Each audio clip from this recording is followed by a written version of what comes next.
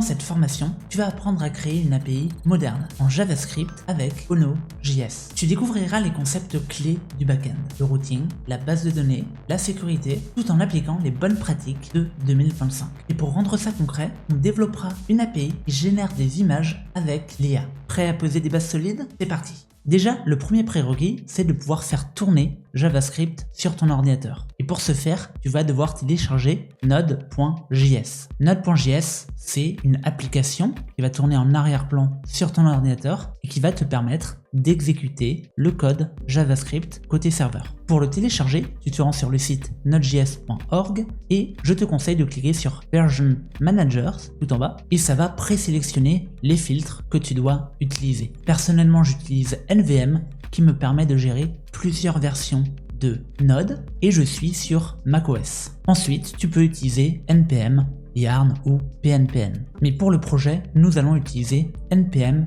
qui est la solution la plus compatible. Sur Windows et sur Linux, les commandes seront différentes, mais dans l'esprit, c'est la même chose. Tu vas devoir ouvrir un terminal sur ton ordinateur et copier tout ce code et le coller dans le terminal. Personnellement, j'ai déjà fait les 3 premières étapes, je n'ai pas besoin de le faire. Je vais juste vérifier quelle est la version de Node.js qui est active actuellement sur mon ordinateur. On peut voir que c'est la version 22.14 et si je fais un npm-v, on peut voir que j'utilise la version 10.9.2. Ces commandes auraient affiché une erreur si Node.js n'était pas installé. Cela signifie qu'on a donc réussi à installer Node.js. Ensuite, le deuxième outil de développeur qu'on va devoir installer ensemble, c'est un éditeur de code pour écrire le code source de notre serveur backend. Tu peux utiliser Visual Studio Code. Personnellement, je vais utiliser Cursor qui permet de coder avec l'IA. Maintenant que c'est fait, on retourne sur le site de ONO.js. Le site s'appelle ono.dev et ici on va cliquer sur Get Started et nous allons créer notre premier serveur. Donc en dessous, nous avons une petite commande à rentrer dans le terminal. On va la copier et ça va exécuter npm qui est donc le node package manager et ça va automatiquement pour nous créer une base de code avec ono de configurer. Je suis donc dans mon terminal et je vais coller cette commande. Il me demande l'autorisation de télécharger la librairie create-ono. On va mettre oui et il me demande de nommer mon projet. Je vais l'appeler par exemple image-génération-ono. Et là, on arrive sur cet écran. Quel template veux-tu utiliser? On peut voir si on scrolle, on appuie donc sur la touche vers le bas ou vers le haut. On a énormément de templates qui sont mis à notre disposition, mais nous on va utiliser le template Node.js. On appuie donc sur Entrée et on accepte d'installer les dépendances avec NPM. Super, notre projet a été créé, maintenant on va l'ouvrir avec notre éditeur de code. Pour rappel, on peut y accéder avec la commande cd image génération ono, qui est le nom que j'ai donné à mon dossier. J'appuie donc sur Entrée après avoir entré cette commande, et ce que je peux faire maintenant, c'est de l'ouvrir dans mon éditeur de code. Il y a plusieurs manières de le faire. Si tu as installé VS Code, tu peux taper la commande code. Ça va ouvrir le projet à la racine. Moi, je vais faire un cursor pour l'ouvrir avec cursor. Et c'est bon. Ça l'a ouvert dans mon éditeur de code et on peut voir qu'il y a quelques fichiers qui sont présents dans mon projet image-génération-ono. Le fichier le plus important, c'est le package.json parce que c'est le fichier de configuration de notre projet Node.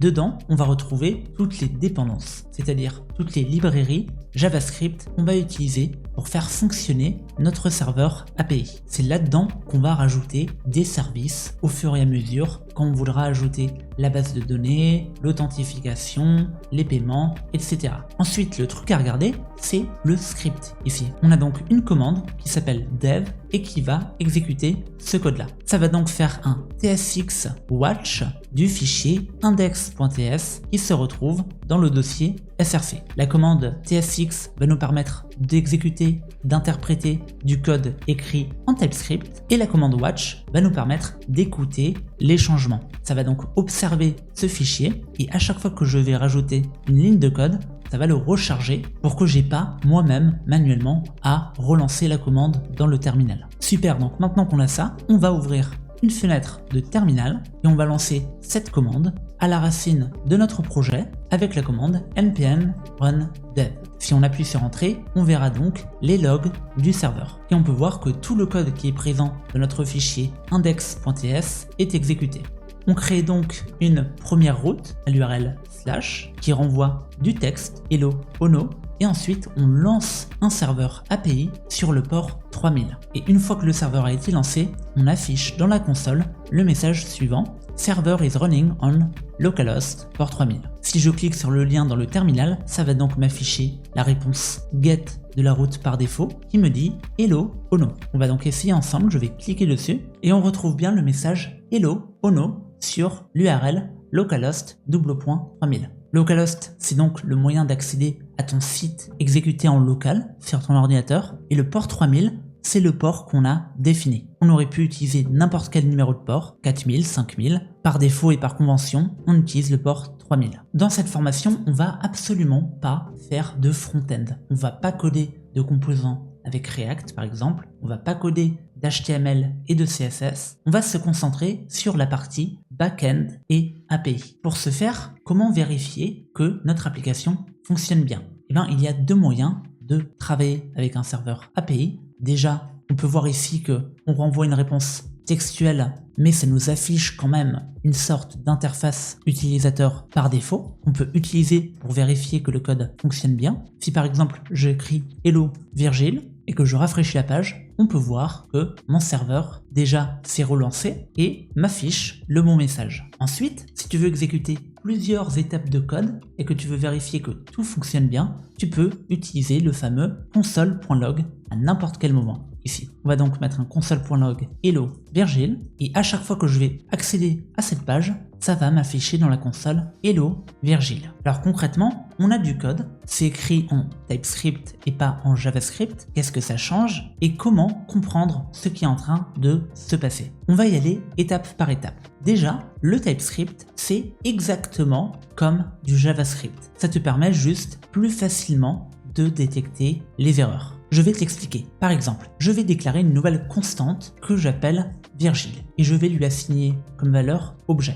Ensuite, je vais lui ajouter deux propriétés. Le name, on va donc m'appeler Virgile, et l'âge. On va donc mettre que j'ai 28 ans. On peut même mettre la ville, j'habite à Strasbourg. Jusqu'à présent, j'ai pas écrit une seule ligne de code en TypeScript. Mais regardez, si je survole ma propriété, on peut voir que le type, la définition de mon objet est inféré. On peut voir qu'il y a une propriété name, âge et city. En fait, il y a deux manières de travailler avec TypeScript. Il y a la manière passive, entre guillemets, donc tu écris du code JavaScript et le type est inféré. Par exemple, si j'écris Virgile ici, je bénéficie de l'autocomplétion et je peux connaître les propriétés de mon objet. C'est l'avantage de TypeScript par rapport à JavaScript, on ne peut pas faire de faute de frappe. Si là par exemple je fais une faute de frappe, j'aurai donc un avertissement qui va me dire la propriété n'existe pas. Le deuxième moyen d'écrire en TypeScript, c'est si tu veux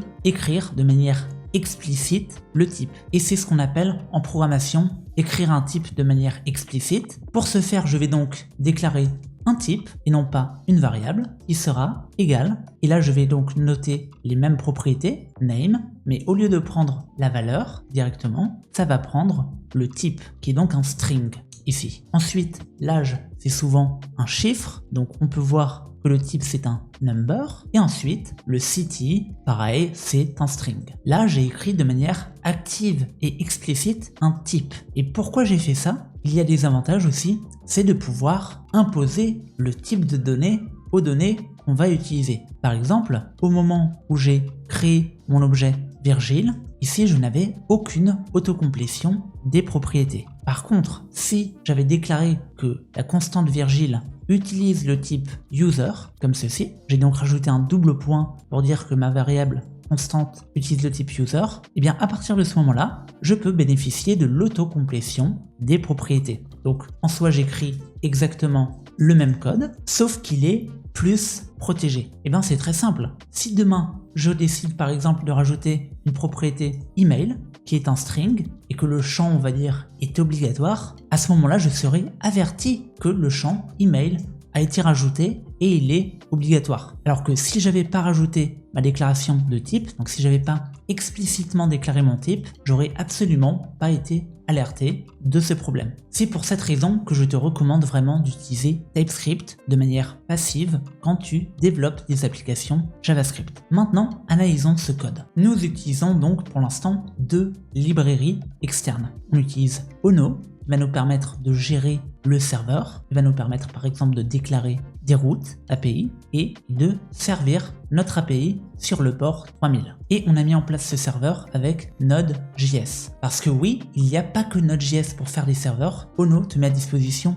plein d'adapteurs. Cela signifie que le code source de ton serveur API peut rester le même, mais en fonction de l'adapteur que tu vas utiliser pour faire par exemple du serverless, ou si tu n'as pas envie d'utiliser Node, c'est totalement possible. Et il te suffira de changer cette première ligne. On crée donc une nouvelle instance de notre serveur Ono et ensuite on appelle la méthode get, qui est une fonction et qui prend plusieurs paramètres. Le premier paramètre, c'est donc un string, ça sera le chemin relatif dans l'URL. Je t'ai expliqué que pour accéder à ton site web ou à ton API en local, tu accèdes à localhost et nous avons spécifié comme port le port 3000. Donc l'URL complète c'est localhost 3000 et ensuite le chemin relatif dans l'URL sera relatif au chemin de notre site. Donc le slash va renvoyer cette réponse quand tu accèdes à cette route. On peut tester tout de suite avec un exemple. On va définir une deuxième route, ça sera également une route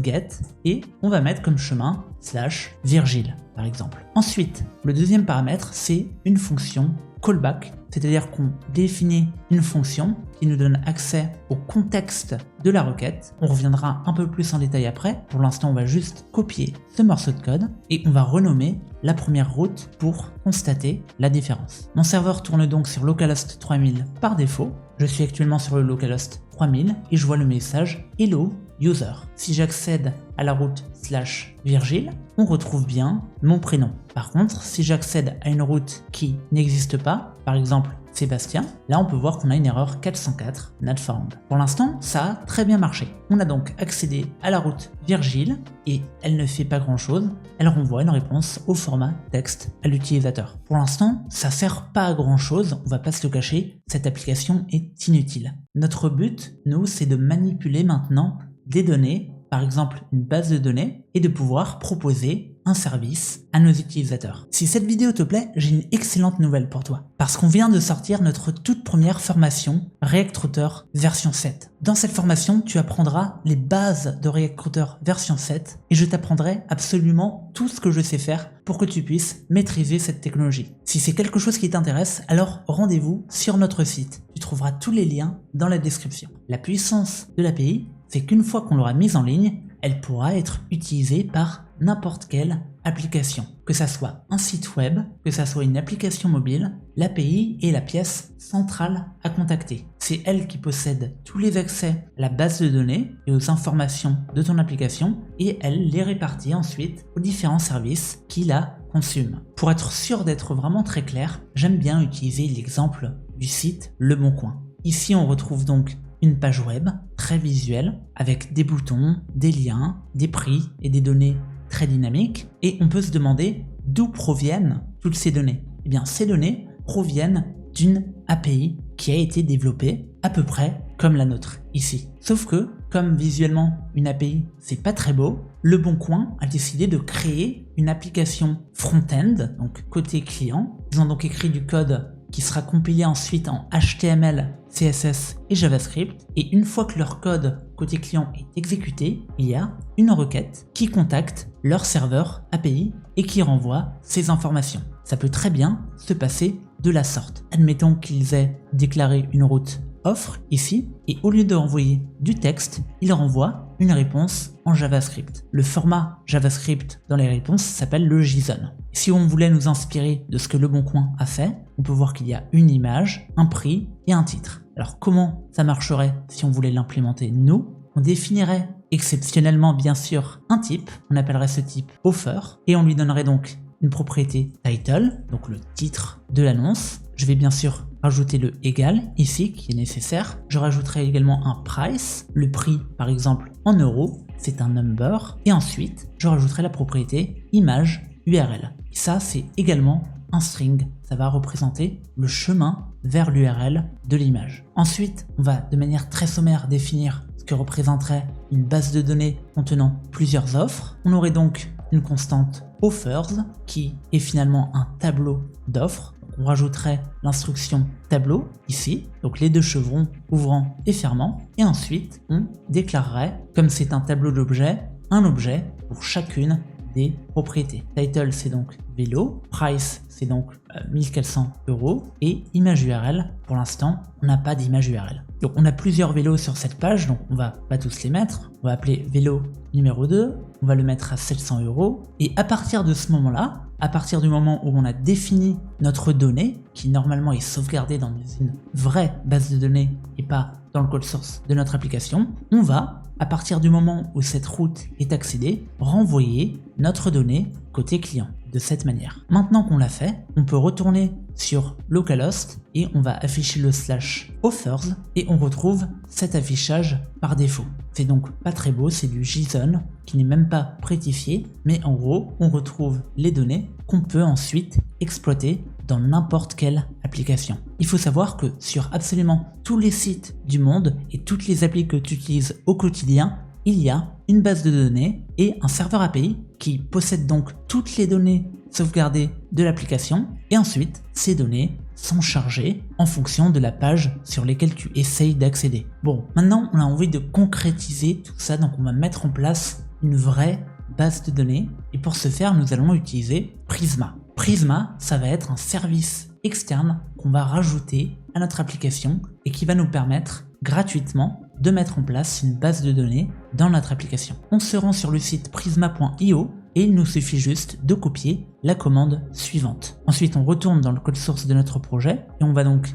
arrêter l'exécution de notre serveur avec la commande CTRL-C. On a fait ce qu'on appelle kill le terminal, c'est un terminal de commande qui était en train d'être exécuté et on a arrêté son exécution. Pourquoi? Parce qu'on a besoin de taper la commande que nous venons de copier pour instancier Prisma. On appuie donc sur Entrée et ça va télécharger le code source de Prisma. On accepte de télécharger ce code source, sauf qu'ils nous proposent par défaut leur service payant, qui est très bien mais qu'on ne va pas utiliser dans cette vidéo. On va donc retaper la commande de terminal, mais on va retirer le "-db" à la fin. Ça va nous permettre d'initialiser une configuration et une base de données Prisma en local. Il nous affiche donc un récapitulatif de tout ce qu'ils ont fait. Pour accéder à notre base de données de manière sécurisée, on va utiliser une URL. Cette URL a été écrite dans un fichier .env qui ne doit être divulgué à personne. On a donc un dossier Prisma qui contient un fichier schéma.prisma. Par défaut, ça utilise une base Postgres. Mais pour cette vidéo,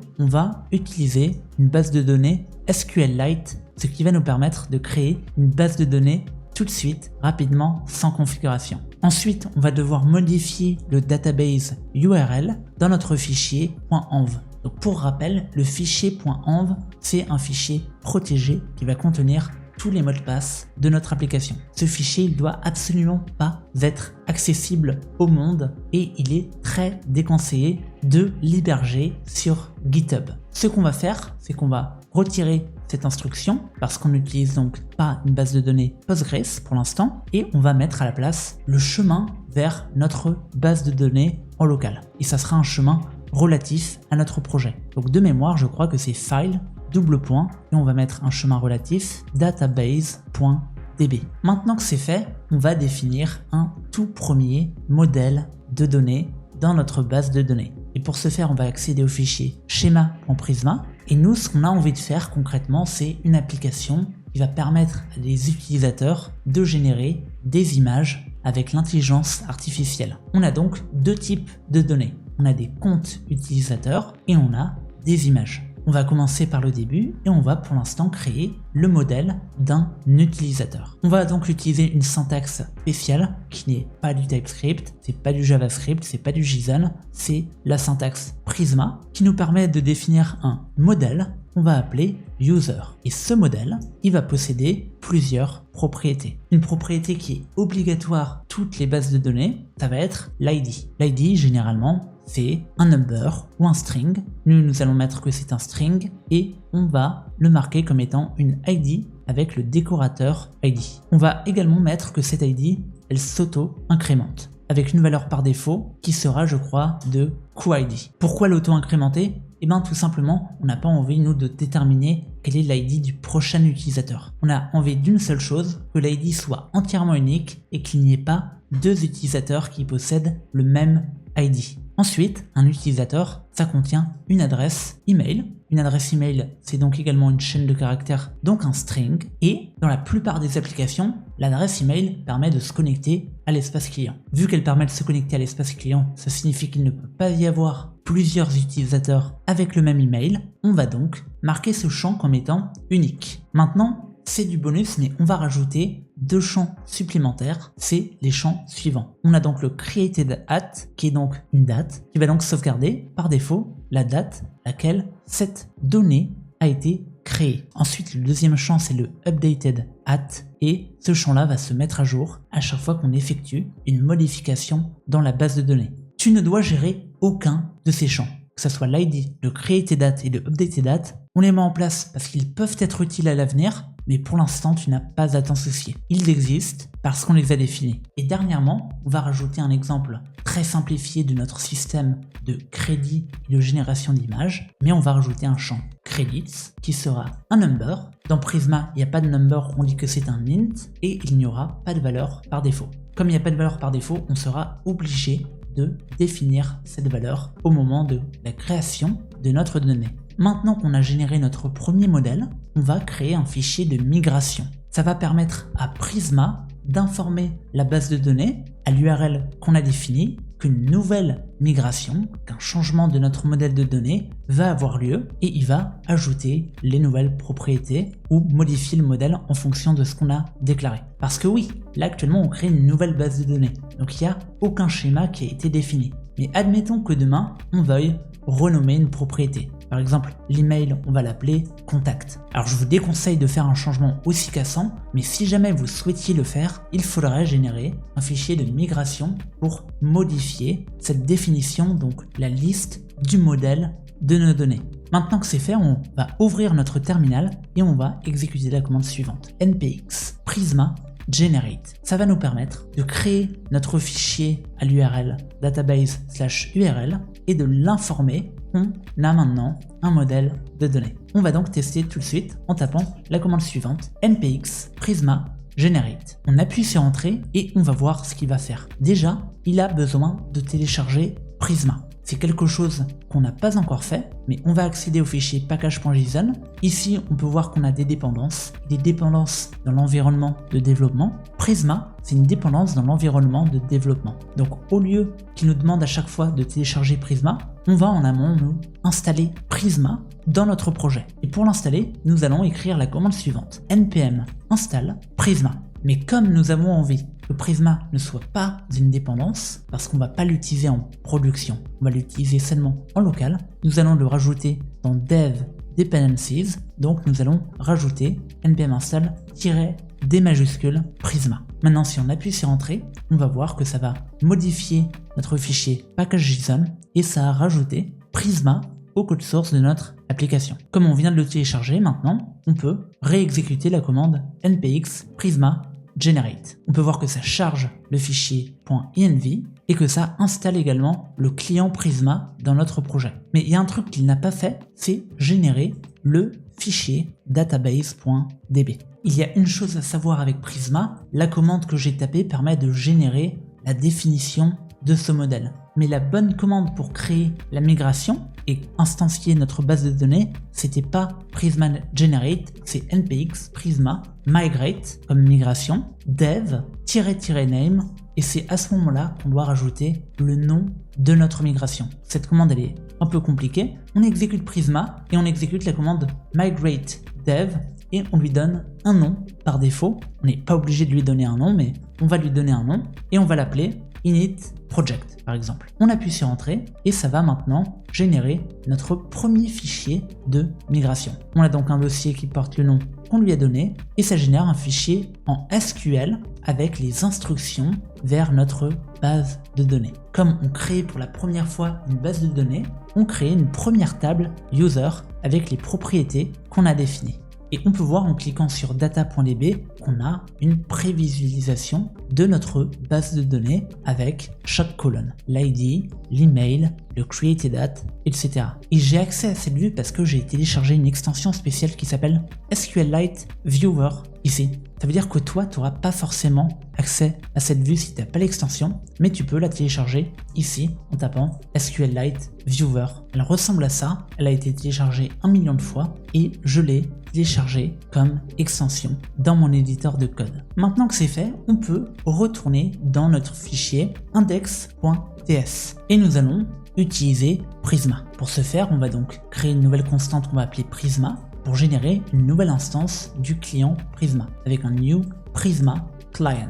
C'est absolument tout ce qu'il faut faire pour pouvoir utiliser Prisma. J'ai donc défini une instance de Prisma Client qu'on importe depuis @prisma/client et à partir de maintenant, je peux modifier les données utilisateurs dans ma base de données. Donc ce qu'on peut faire pour nous amuser, c'est créer un nouvel utilisateur. Pour ce faire, on va donc utiliser notre client Prisma et on va faire un prisma.user qui est le nom de notre modèle ici, .create qui est donc la méthode qu'on veut faire. On veut créer un nouvel utilisateur et c'est une fonction qui va prendre plusieurs arguments. Ça va prendre un objet data qui va nous demander de fournir toutes les données qui ne sont pas facultatives. Les données qui ne sont pas facultatives, c'est donc l'email et les crédits. On va donc devoir fournir notre email. Comme email, on va mettre virgile@algomax.fr et comme crédit, on va mettre 100. Ça veut dire que au moment d'exécuter ce fichier, qu'on va faire npm run dev,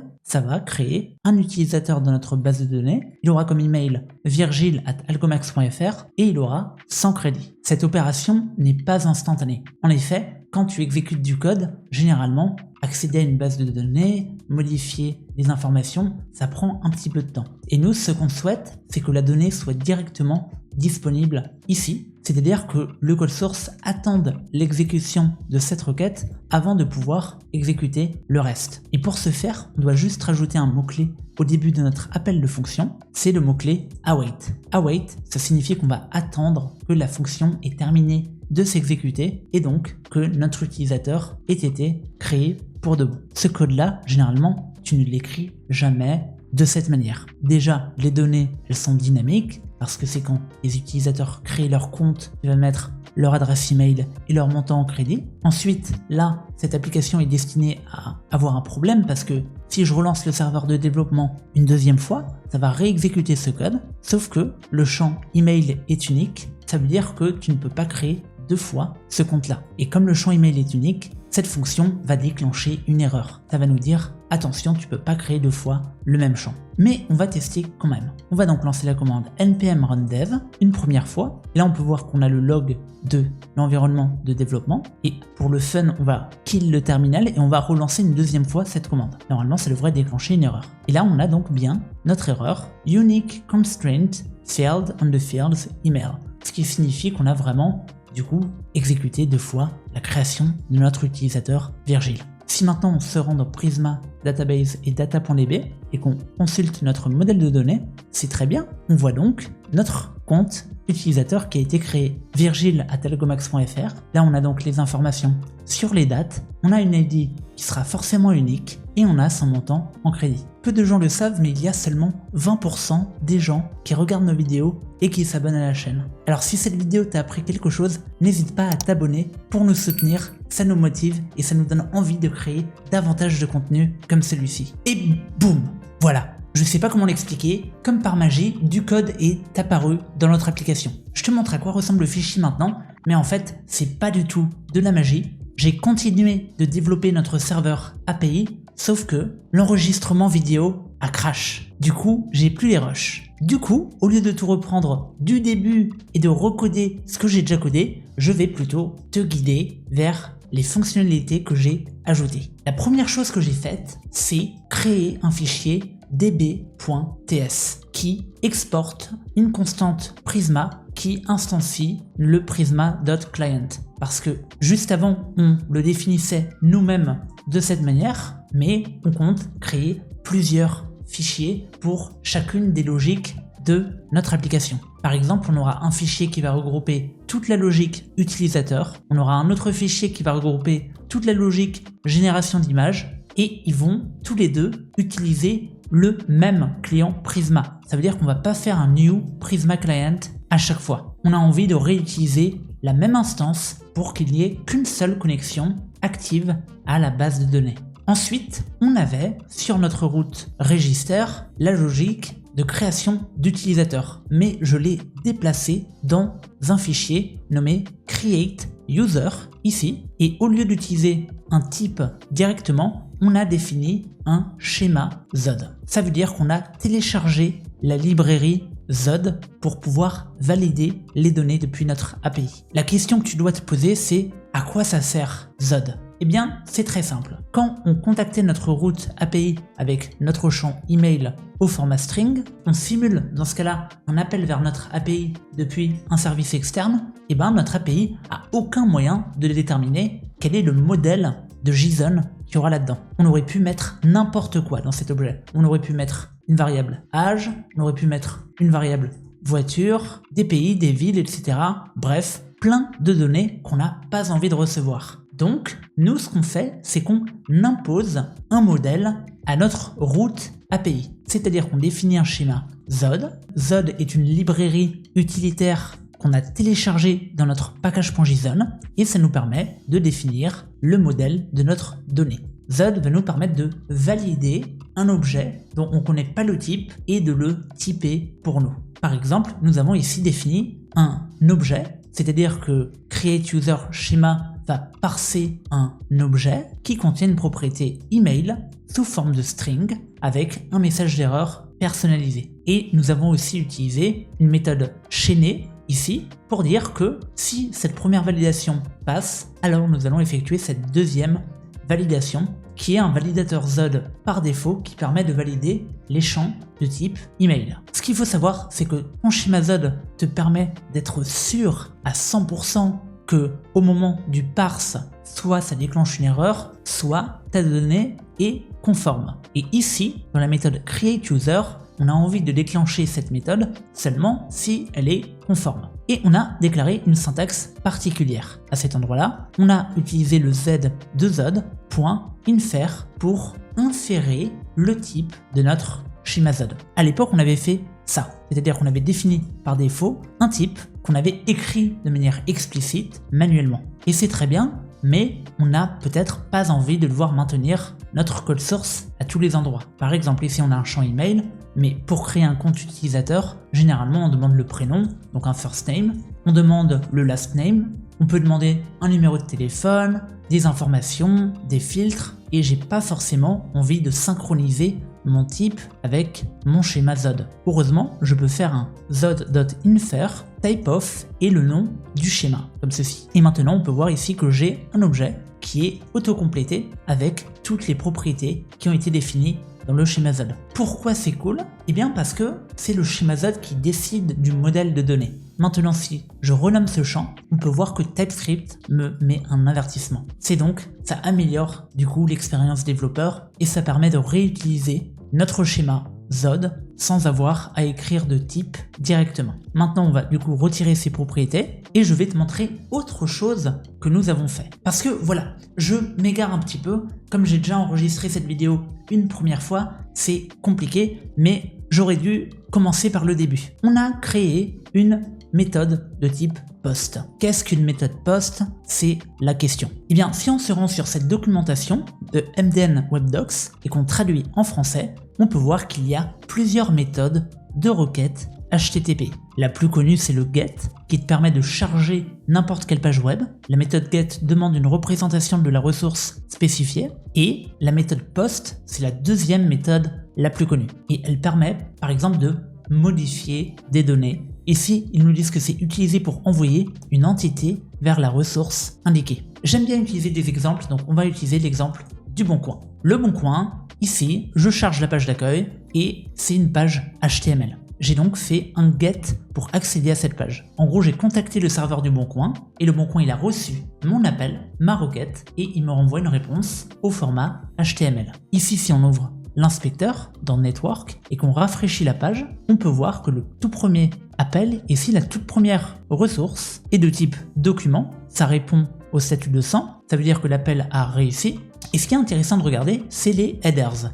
Ici, on peut voir qu'on a fait une requête sur l'URL leboncoin.fr et la méthode qu'on a utilisée, c'est un get et le statut, c'est 200. Ça veut dire qu'on a réussi notre requête et que le serveur nous a renvoyé une réponse. Maintenant, le serveur nous a donc renvoyé une réponse. Et la réponse est de type text/HTML. Là, bien sûr, je dois remplir un captcha parce que Leboncoin détecte mon comportement comme étant bizarre. Mais regarde, je vais cliquer sur plusieurs pages en même temps. On va cliquer sur les voitures, on va regarder une annonce. Et à chaque fois que je navigue sur une nouvelle page, j'effectue une requête GET. La requête GET, j'appelle l'API de Leboncoin et je lui dis « Donne-moi le contenu de cette page ». Leboncoin, il ajoute un contenu à chacune des URL ici. Donc dans gare, il y a un contenu, dans location de vacances, il y a un contenu, et absolument tous les sites du monde sont accessibles via la méthode GET. Maintenant, la méthode POST, tu la mets en place dans ton API pour les mutations. Et ce que tu appelles une mutation,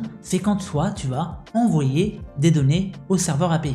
Et la page de connexion, c'est le meilleur des exemples. Parce que quand je vais rentrer un email ici, et que je vais cliquer sur continuer, ça va faire un appel au serveur de Leboncoin. Ça va donc chercher dans la base de données cet email pour voir s'il existe. On va ouvrir l'onglet Network et on va cliquer sur continuer. Et là, ça m'a bien sûr redirigé sur une autre page, mais en gros, j'ai tapé un code incorrect avec un email incorrect et on peut voir que ça a fait une méthode POST. Là, bien sûr, la méthode renvoie une erreur parce que le code n'était pas bon, mais pour envoyer le code que j'ai tapé, qui est présent dans le payload ici, on peut voir que j'ai renvoyé un code aléatoire, donc une donnée dynamique que le serveur API ne connaît pas à l'avance. On va refaire le test, on va taper 987.254 comme ça, et on peut voir ici que dans le payload, donc dans la méthode, donc dans l'appel API qu'on fait au serveur du Boncoin côté client, c'est-à-dire dans ce composant React Leboncoin, on fait un appel au serveur du Boncoin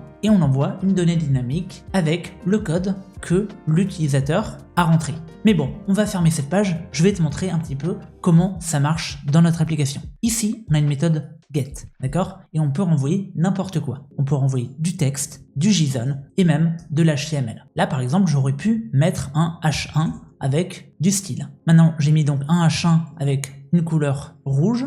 Et si j'accède au localhost 3000, ici que je rafraîchis la page, on peut voir que le type de la réponse a changé. J'ai en fait maintenant une page HTML. Donc, au moment où je rafraîchis cette page, j'appelle la route GET sur le port 3000 et à l'URL /, donc la page index de mon application, et mon API détecte et intercepte cet appel et va renvoyer une réponse HTML. Bon, on avait dit qu'on ferait pas de front dans cette vidéo, donc on va repartir avec une réponse au format textuel. Maintenant, ce qu'on a envie de mettre en place, c'est la connexion et la création d'un compte utilisateur. Et pour ce faire, on doit donc récupérer des données dynamiques que l'utilisateur va nous soumettre. Ici, dans ce cas précis, c'est l'email. Généralement, un email, c'est un champ unique. Généralement, quand on crée un compte sur n'importe quel site, on doit renseigner un champ email. Donc, on a déclaré une méthode POST sur la route /register. Et on va le refaire tout de suite. On va faire un app.post sur la route Virgile. On récupère donc le contexte depuis Ono. Et ici, on peut envoyer, par exemple, du texte, comme ceci. Maintenant, vu que c'est une méthode POST, ici, si j'accède à la route Virgile avec mon navigateur, ça va pas marcher parce que le navigateur, il ne peut que faire du GET par défaut. Pour faire du POST, tu as besoin d'utiliser un client. Comme client, tu as la solution très populaire Postman qui ressemble à ça, où tu donnes ton URL et la méthode. Personnellement, j'utilise l'extension REST Client qui me permet d'intégrer à mon éditeur de code un client qui va me permettre de faire des requêtes au format POST. C'est donc une extension que je t'invite à télécharger et tu as un exemple de code ici où on fait un appel POST à une URL. On définit le type de contenu qu'on va envoyer et on définit un objet avec les propriétés. Et c'est exactement ce que j'ai fait dans ce fichier que j'ai appelé register.http et qui fait un POST vers la route register. Sauf que nous, on va définir un POST vers la route Virgile. Et on va définir un type de contenu et un message. Salut, ça va? Donc là, à partir de ce moment-là, j'ai envie de contacter l'API que j'ai mis en place. J'ai envie de faire un appel post à mon API sur la route Virgile. On va tester tout de suite. Le serveur de développement est lancé. Si je lance la requête, ici, on peut voir que j'ai un statut OK. Ça me renvoie donc Virgile. Le post a donc bien été intercepté. Maintenant, la clé message est une donnée dynamique. Et c'est là que le concept de requête-réponse est très important. Quand tu charges une page, tu envoies une requête et le serveur te renvoie une réponse. Et bien, ces deux valeurs sont présentes dans le contexte de Ono. C'est-à-dire qu'ici, dans la méthode callback, on récupère une variable qui s'appelle C et en fait, c'est tout simplement le contexte de Ono. Et ce contexte, il possède plusieurs propriétés, notamment une request de type Ono request et une response de type Ono response. Et nous, on a envie d'accéder à la requête de l'utilisateur. Donc ici dans register.http, l'utilisateur il fait une requête. Il nous envoie un objet JSON avec une clé message et une valeur dynamique que notre API ignore. Nous, on veut récupérer cette valeur dynamique. Donc, on va faire un c.request.body par exemple. Bien sûr, ça vaut le coup d'accéder à la documentation de Ono.js si jamais on n'est pas sûr et qu'on veut se rappeler. Ici, on peut voir que pour récupérer le contenu qui nous a été transmis au format JSON, on peut faire un c.request.json tout simplement. On va donc copier ce code-là et on va le rajouter ici. La méthode elle est await parce que c'est pas instantané de parser le body en JSON. Donc on va marquer cette fonction callback comme étant asynchrone. Et ensuite, on va pouvoir la console logger. Mais on va faire un truc encore mieux. On va essayer de la renvoyer dans notre réponse. Ton message est le suivant, body.message. Maintenant, on va essayer de refaire notre post. Et si on envoie la requête, on a un 500 internal server error. C'est très étrange, donc on va rajouter un log juste dessus. Ok, en fait, j'ai compris d'où venait le problème. Quand j'appuyais sur send request ici, ça renvoyait cette réponse-là. Et pourquoi ça renvoyait cette réponse-là? Parce que j'ai mis un commentaire avec seulement 2 dièses au lieu de 3, donc c'est vraiment une erreur très bizarre. Donc là, on précise bien que le contenu qu'on est en train d'envoyer, c'est du JSON, parce que si on ne met pas cette instruction, notre API ne va pas savoir quel est le contenu qu'elle est en train de recevoir. Donc on informe notre API en amont qu'on lui envoie une réponse, on lui envoie une requête en JSON. Si on fait un send request, on peut voir que ça marche. Là on a un console log et si j'essaye de parser au format JSON et que je renvoie la request, on peut voir que ça marche toujours, cette fois avec le bon format. Donc on peut renvoyer la réponse au format dynamique, c'est donc body.message, et quand on renvoie notre request, on a la réponse dynamique à cet endroit. Ça veut dire que notre serveur API extrait la valeur de notre clé message et la renvoie sous forme de réponse au client. Bien sûr, nous, c'est pas ce qu'on veut. Nous, ce qu'on veut, c'est récupérer les valeurs dynamiques qu'on reçoit et effectuer des modifications en base de données. Mais je sais pas si tu imagines, si demain je renomme ce champ et que je l'appelle message avec un M majuscule par exemple, et que je renvoie la request, on peut voir que l'API ne fonctionne plus. Elle fonctionne plus et à cet endroit, je ne possède pas d'auto-complétion avec JSON. Et c'est là qu'intervient Zod. Effectivement, on utilise Zod pour définir le modèle des données de notre API sur les méthodes POST pour imposer, pour valider les données qu'on reçoit et imposer un certain modèle. Pour mieux comprendre, il faut se rendre dans la documentation de Ono.js qui s'appelle validation. Ici, dans validation, tu as une explication assez claire. Ono te met à disposition un validateur par défaut, si tu veux pas utiliser Zod, qui s'écrit de cette manière. Personnellement, je trouve ça illisible, mais ça te permet de valider un modèle de données que tu as envie de recevoir. Moi, ce que j'ai l'habitude d'utiliser, c'est Zod. C'est la meilleure librairie de validation sur le marché. Et elle est simple à utiliser. Tu la télécharges avec npm et ensuite tu l'importes dans ton fichier. Ensuite, tu définis un schéma, ce qu'on appelle un schéma Zod, avec le modèle de ta donnée. Ça pourrait être n'importe quoi, ça pourrait être un string, ça pourrait être un number, mais là, c'est un objet qui contient une clé body qui est un string. Ce schéma Zod peut parser une donnée. Je vais te montrer tout de suite avec notre exemple. Ici, on s'attend à recevoir une clé message. Donc on va renommer notre champ en message et nous allons écrire un schéma ZOD. Le schéma sera donc un objet. C'est un objet parce que on s'attend à recevoir potentiellement plusieurs propriétés et on va ajouter une clé message de type string en utilisant z.string. À partir de ce moment-là, je peux faire ce qu'on appelle un parse. Je peux parser mon objet ici qui est de type any. Le type any, ça veut dire qu'on ne sait pas vraiment quel genre de données est présente dans cette API. Et nous, on veut valider cette API pour deux raisons. Déjà pour la protéger au cas où on reçoive des données qu'on n'a pas envie de recevoir, et ensuite pour être sûr de recevoir les données sous le bon format. Donc comment ferait-on à l'ancienne pour parser nos données? Eh bien, on utiliserait bodyschema.parse sur notre objet. Ensuite, ça analyserait cet objet et ça regarderait chacune des propriétés en cherchant l'information suivante. Quel est le type de la propriété? Est-ce que c'est un string? Si c'est un string, alors ça fonctionne. Sinon, ça fonctionne pas. C'est de la validation, c'est un peu un garde du corps de données. C'est-à-dire que tu ne passes pas si ta donnée n'est pas conforme. Maintenant, ce qu'on peut console logger, au lieu de console logger le body, c'est le data. Parce que ici, c'est une donnée any, mais avec la méthode parse, ça nous garantit un retour structuré. Et on bénéficie maintenant de l'autocomplétion TypeScript. Donc, à partir de ce moment, si maintenant je renomme ce champ, ça me met une erreur. Pourquoi? Parce que la donnée a été structurée. On a, nous, défini ce modèle comme étant le modèle de notre API. Après tout, c'est notre API, c'est nous qui décidons la donnée qui rentre. Donc, on va faire un essai. Si j'envoie la request, ça fonctionne toujours. Par contre, si je change la clé ici, qu'est-ce qui va se passer au moment de faire le parse? Eh bien, on va tester tout de suite. J'envoie la request et là, j'ai une erreur 500. Ça a fait crash mon serveur API pour tout le monde. Pourquoi ça a fait crash le serveur? Parce que le parse renvoie une erreur si les données ne sont pas conformes. Là, par exemple, ça a parsé l'objet, mais ça n'a pas trouvé la clé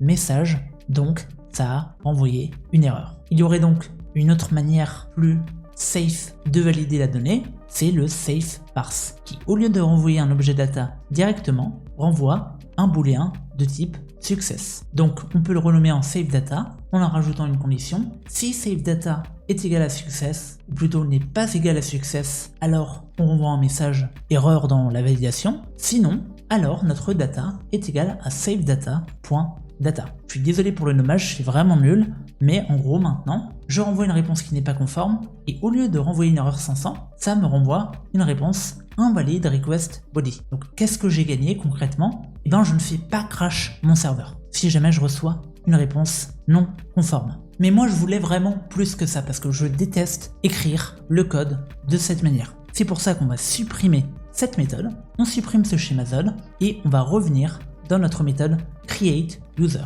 J'avais donc défini un schéma ZOD qui s'appelle createUserSchema, et je l'exporte bien sûr, je l'utilise comme argument à ma fonction createUser, et ensuite je fais un check pour vérifier que l'utilisateur existe ou non.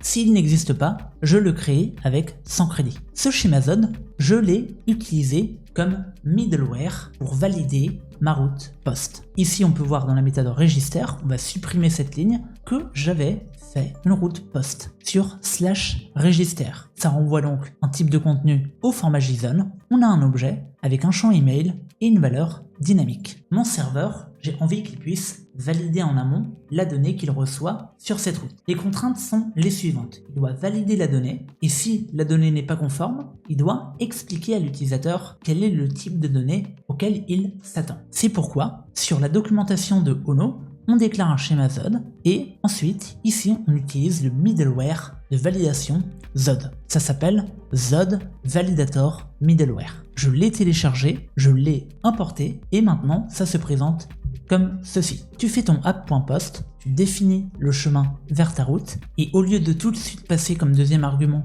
la méthode callback avec la réponse, tu passes un middleware. Et ce middleware va valider la donnée entrante. Pourquoi c'est bien? Eh bien parce que ça protège ce code-là. Ça veut dire que ce code-là ne sera exécuté seulement si cette donnée est conforme. Donc si la donnée n'est pas conforme, déjà ça va pas faire crash notre application.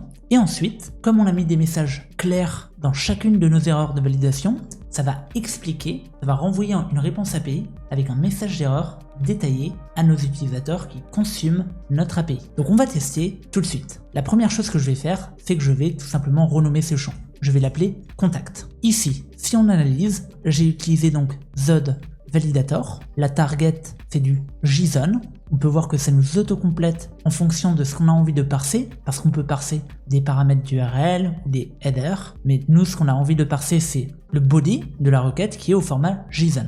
Donc on passe en premier argument la target. Le deuxième argument, c'est le schéma Zod. Et ensuite, on déclare notre méthode asynchrone. Ici, dès la première ligne, on est sûr que la donnée est valide. Pourquoi? Parce que si la donnée n'est pas valide et ne respecte pas notre schéma, eh bien ça va throw une erreur de validation. Donc ici, on est sûr à 1000% que cette donnée est valide et correspond à ce modèle. On va tester tout de suite, justement en envoyant une donnée non conforme. On envoie la request et là on a un 400 bad request. Si on regarde les logs, une chose est sûre, c'est que ça n'a pas fait crash notre application. Et une chose est sûre également, on a une réponse qui est assez claire. Au lieu d'avoir un crash d'application et une erreur générique qui ne nous permet pas en tant que développeur de débugger l'appli, eh bien nous avons une erreur Zod qui nous dit il y a des issues. Sur le chemin email, on s'attendait à recevoir un string et on a reçu undefined. Ça veut dire qu'il n'a pas trouvé le champ email. Et on a un message, l'email est requis. Très bien, c'est très clair. Donc qu'est-ce qu'on va faire? On va rajouter un champ email. Sauf qu'on va tester maintenant la deuxième pipe de validation sur l'email. Parce que effectivement, si tu es malin, tu vas peut-être te dire que tu as envie de tester ce que ça fait de ne pas renvoyer un email. Par exemple, si tu renvoies juste contact, qu'est-ce qui va se passer? Eh bien, Zod y a pensé. Et si on renvoie la request, on a la même erreur, mais cette fois, c'est pas le champ string qui pose problème, c'est le type de validation email. C'est toujours sur le chemin email qui cette fois est défini et on retrouve le message d'erreur que nous avons écrit. Veuillez spécifier une adresse email. Maintenant, on va faire le test final. On va donc mettre contact2@algomax et si on renvoie la requête, bien sûr, le champ s'appelle email, donc l'erreur vient de moi. Si on envoie la request, on peut voir qu'on a un statut de 100. Registered contact2@algomax.fr successfully. Donc qu'est-ce qui s'est passé à ce moment-là? Ça a passé la validation Zod, donc on n'a aucun souci à se faire, la donnée est conforme. Ensuite, on a appelé la méthode createUser avec notre objet qui est inféré du schéma Zod. Donc cet objet est exactement pareil que l'objet typé du même schéma de notre fonction createUser. Maintenant, dans cette méthode, on a rajouté une protection supplémentaire. Regardez ce qui se passe si on la retire. Là, je retire la protection qui vérifie que le client existe déjà. Donc, si je renvoie une request ici, j'ai un internal server error. Pourquoi? Parce que Prisma a créé une entrée avec un email qui existe déjà. On a donc unique constraint failed on the fields email et Prisma, il s'est dit que c'était une bonne idée de faire crash notre serveur pour tout le monde. Bien sûr, nous, on met une protection pour pas que ça arrive, parce qu'on sait que des gens vont forcément oublier qu'ils se sont inscrits et ils vont se réinscrire avec le même email. C'est pourquoi on a créé une méthode utilitaire qui s'appelle check if user exist. Ça prend donc un objet comme paramètre avec un champ email et ça va faire un find unique sur le champ email et ça va renvoyer un booléen. Le booléen, c'est true ou false, donc c'est vrai ou faux. On vérifie que l'utilisateur existe et on s'attend à recevoir oui s'il existe et non s'il est faux. Effectivement, si on avait utilisé la méthode find unique or throw, ça aurait déclenché une erreur si l'utilisateur n'existait pas. Sauf que là, on veut justement vérifier que l'utilisateur n'existe pas. Donc on fait un find unique sur le champ email qui est unique. Aussi, en appelant cette méthode, on utilise le HTTP exception qu'on importe depuis Ono. Pourquoi fait-on ça? Parce que si on renvoie une erreur JavaScript classique, par exemple l'email est déjà utilisé, et qu'on renvoie la request comme ceci, boum, 500, internal error server, et on a fait crash notre appli. Sauf que cette fois, c'est nous qui avons généré l'erreur nous-mêmes. Nous, on a envie de renvoyer une erreur à l'API, Donc à ceux qui consomment notre API, on a envie de leur envoyer une erreur. Mais seulement à eux et on n'a pas envie de faire crash notre serveur. C'est pourquoi Ono nous met à disposition un HTTP exception qui nous permet de déclarer le statut de la requête et un message personnalisé. Les exceptions, tu les retrouves sur la documentation de Ono, ici. C'est dans exception, et tu vois que when a fatal error occurs, such as authentication failure, an HTTP exception must be thrown. Ça veut dire que toi, généralement, il y a des erreurs qui vont s'exécuter, qui vont se déclencher dans ton application que tu ne pourras pas prévoir, mais le coût de l'utilisateur existe déjà. C'est une erreur typique qu'on retrouve dans toutes les applications avec des créations de comptes utilisateurs. Tu dois mettre ces protections en place pour éviter des bugs plus graves. Bien sûr, tu peux personnaliser la logique de la HTTP exception à ta guise. Mais nous, ce qui nous intéresse, c'est juste d'informer l'utilisateur, bah tiens, ton email, il existe déjà. Donc on a non seulement protégé notre application, mais en plus on offre une expérience utilisateur aux utilisateurs qui utilisent notre API. Maintenant, ce Zod Validator, on appelle ça un middleware. Et qu'est-ce qu'un middleware? Eh bien, c'est une fonction qui va être exécutée avant l'exécution de la logique qui se trouve dans notre méthode ici. C'est-à-dire que ici, ça va, c'est pas trop grave. On crée un utilisateur. Il n'y a rien de fou dans ce code-là. Mais il y a certaines API à cet endroit qui peuvent faire des trucs de fou. Par exemple, app.post/prélever. Et ensuite, on va faire un truc de fou. On va par exemple, await, prélever le client de 1000 €. Ensuite, on va éditer une facture. Ensuite, on va envoyer un email. Ensuite, on va envoyer un SMS. Bref, on va faire plein de trucs. Et ce genre de méthode-là, qui existe sûrement dans plein d'applications API, eh ben, ça doit être protégé en amont. Ça veut dire que si tu exécutes ce code, c'est que tu as fait plein de checks avant pour vérifier que l'utilisateur il est autorisé à exécuter ce code. Et pour ce faire, tu dois utiliser ce qu'on appelle un middleware. Donc ici, le Zod Validator, c'est un middleware. Ça veut dire que ça exécute une fonction de validation avant notre fonction, donc notre logique business. Ici, il y a notre logique business. Mais avant cette logique business, eh bien, on essaie de rajouter une sorte de fonction qui va faire tous les checks en amont avant d'autoriser l'utilisateur. Cet exemple, il est très parlant quand tu as envie de mettre en place, par exemple, l'authentification. Il y a plusieurs routes qui ne peuvent être appelées seulement pour les utilisateurs authentifiés. Et au lieu de répéter la logique sur chacune des méthodes, par exemple ici if authenticated, etc., eh bien tu vas créer une seule fonction. Ça sera un authenticate middleware qui va vérifier que dans la requête, tu as bien un cookie d'authentification ou que tu as bien été autorisé à renvoyer cette request. Et si tu n'as pas été autorisé à la renvoyer, eh bien on va tout simplement absolument pas exécuter le code ci-dessous. Maintenant qu'on a vu ça, je te montre enfin la deuxième méthode que j'avais créée. C'est la méthode generate. Et elle permet de générer une image en utilisant l'API de Replicate et l'intelligence artificielle. Comment ça marche? Déjà, on a donc une méthode post sur l'URL/generate. Ensuite, on valide avec Zod le modèle d'entrée que l'on attend. Ici, on peut voir qu'il y a un schéma Zod qu'on a défini dans le fichier replicate. Le schéma s'attend à recevoir un prompt au format string. Et encore une fois, on a une méthode qui s'appelle generateImage qui infère le type depuis notre schéma Zod pour extraire le prompt, et ce prompt sera ensuite utilisé comme input pour appeler l'API externe de Replicate et générer une image. Je suis allé un peu vite, donc allons sur la documentation de Replicate. Replicate, c'est ce site. C'est une API qui te met en relation avec des LLM et des IA. Pourquoi? Eh bien tout simplement pour te permettre d'utiliser des fonctionnalités avancées. Par exemple, générer une image très réaliste. Et c'est l'exemple qu'on va utiliser. Ici, on peut voir même que sur la home page, on a du code JavaScript et c'est celui-ci que nous avons utilisé dans notre application. Mais tu peux faire plein de trucs avec Replicate. Tu peux générer des vidéos, tu peux restaurer des images, de la musique, du texte. Bref, tu peux faire plein de trucs. Ce que j'ai fait, c'est que je me suis créé compte ici et j'ai ajouté une carte bancaire. On peut voir que j'ai généré 2 images et chaque image m'a coûté 4 centimes. Effectivement,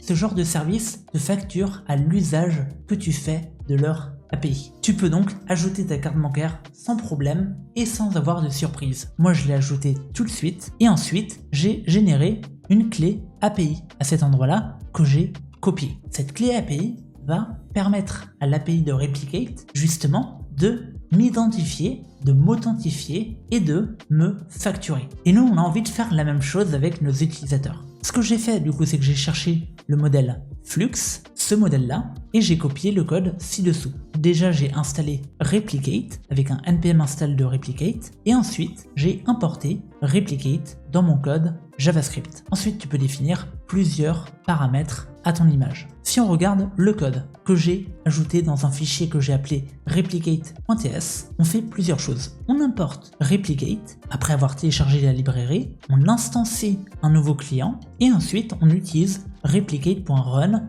sur le modèle Black Forest Labs Flux Pro. Et c'est à cet endroit qu'on va passer comme paramètre les inputs. Ensuite, vu qu'on nous renvoie une réponse au format image, nous ce qu'on va faire c'est qu'on va la sauvegarder sur le disque dur de l'application. Ici, on peut voir que j'avais déjà fait un essai. J'ai un output.jpg avec une image que j'ai générée grâce à Flux.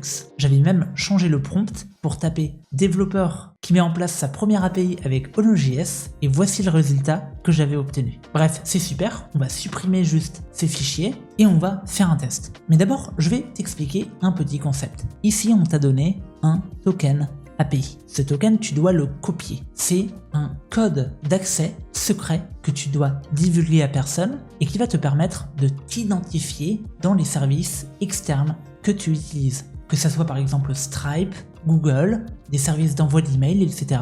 ou même la connexion à ta base de données distante, ce sont des secrets qui ne doivent pas être présents dans le code source. Donc où est-ce que tu les sauvegardes? Eh bien dans un fichier qui s'appelle .env. Ce fichier, il avait été généré automatiquement par Prisma qui avait mis l'URL de connexion vers notre base de données SQLite et moi j'ai rajouté mon token Replicate. Ça s'appelle donc Replicate API Token et il possède cette valeur. Il possède cette valeur, ça veut dire que si toi tu mets cette vidéo en pause et que tu utilises ce token actuellement pour générer une image, ça va identifier ta requête comme étant faite avec mon compte et ça va me débiter. Bien sûr, je vais supprimer ce token avant de publier cette vidéo parce que sinon tu pourrais faire tourner un SaaS sur ma carte bancaire et à mes frais. Donc là en fait, on génère des variables d'environnement, sauf que on peut y accéder avec process.env.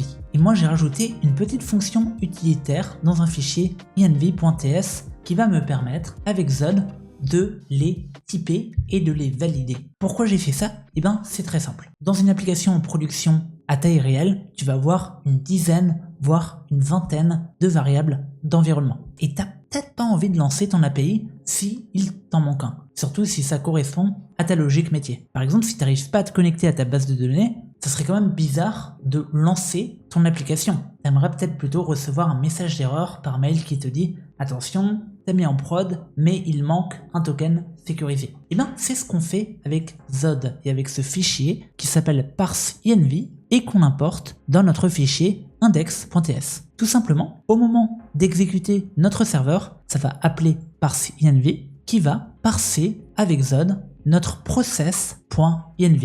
Pourquoi il fait ça? Eh bien pour vérifier que ces valeurs sont bien présentes. Là, on peut voir que mon serveur tourne, mais si j'avais renommé Replicate API Token ici, et que j'avais laissé par exemple Replicate Token, et que je relance le serveur de développement, on peut voir que j'ai une erreur de validation. Ça me dit, attention, on n'a pas trouvé la clé Replicate API Token. Ça, c'est le premier bénéfice à parser des variables d'environnement. Ensuite, le deuxième bénéfice, c'est d'inférer l'interface process.env qu'on appelle ici avec notre schéma Zod. Tu as pu le remarquer maintenant, mais j'adore utiliser Zod, j'adore utiliser TypeScript et grâce à ce morceau de code, j'ai l'autocomplétion de mes variables d'environnement. On va le commenter et je vais te montrer. Là, par exemple, je vais faire un process.env, et là, j'ai aucune autocomplétion. Ça veut dire que je me souviens plus comment j'ai appelé mon fichier replicate, auto, machin. Sauf que non, moi j'aimerais avoir l'autocomplétion. Donc je vais déclarer une déclaration de type global sur le namespace Node.js, qui est donc une convention si tu veux passer par-dessus une déclaration de type qui a déjà été définie et que tu veux y rajouter ta logique. Et là en fait on prend l'interface process.env et au lieu de définir un nouveau modèle, on fait un extend. C'est-à-dire qu'on rajoute en plus de cette interface déjà existante, parce qu'on n'a pas envie d'y toucher, il y a déjà des déclarations dedans, eh bien on y rajoute les propriétés qui sont inférées depuis notre schéma Zod. Et de cette manière maintenant, quand tu écris ce code-là, tu as des variables d'environnement qui sont inférées. Alors bien sûr, c'est pas typé fortement, c'est-à-dire que si là je fais une faute, ça va pas me le dire, j'aurai aucune erreur. Par contre, j'ai l'autocomplétion et je n'ai plus à me rappeler de la bonne syntaxe. Elle m'est directement suggérée dans mon éditeur. Ici, dans notre fichier replicate.ts, la variable d'environnement par défaut, c'est notre token. Donc on va quand même le rajouter de cette manière, et puis ça devrait être bon. Donc ce qu'on peut faire maintenant, c'est générer notre première image. Ici, notre méthode generateImage est appelée dans notre fichier index, c'est-à-dire que quand on appelle la route /generate, on valide d'abord avec Zod le modèle pour s'assurer qu'il soit conforme, on marque cette méthode comme étant asynchrone,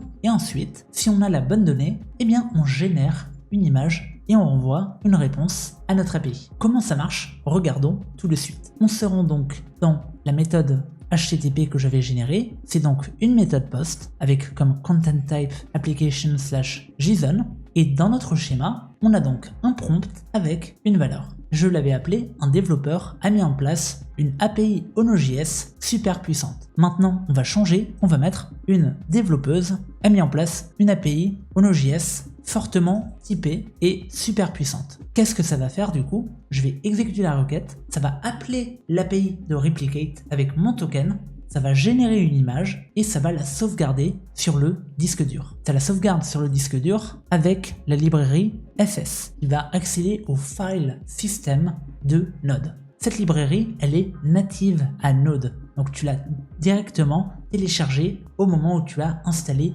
Node.js. Et tu possèdes dedans plein de fonctions qui te permettent d'écrire sur le disque dur et de créer des fichiers. Là du coup on utilise la méthode writeFile pour sauvegarder l'image qui a été générée par Replicate sur notre disque dur. Ensuite on utilise la librairie crypto pour générer un string aléatoire de notre fichier. On va donc tester maintenant. On va envoyer la request et on va attendre 3 secondes que l'image se génère. Là on peut voir que ça a pris 4000 millisecondes, donc environ 4 secondes, et dans notre disque dur, on a une nouvelle image. Et ça correspond effectivement au prompt qu'on avait rajouté dans notre request. Une développeuse a mis en place une API OnoJS fortement typée et super puissante. C'est super cool, ça a très bien marché, et si je retourne dans mon espace client dans Replicate, ici on peut voir que j'ai été débité de 4 centimes supplémentaires. Ça veut dire que pour chaque génération d'image, je serai facturé 4 centimes. Et voilà, on a enfin rattrapé toute la progression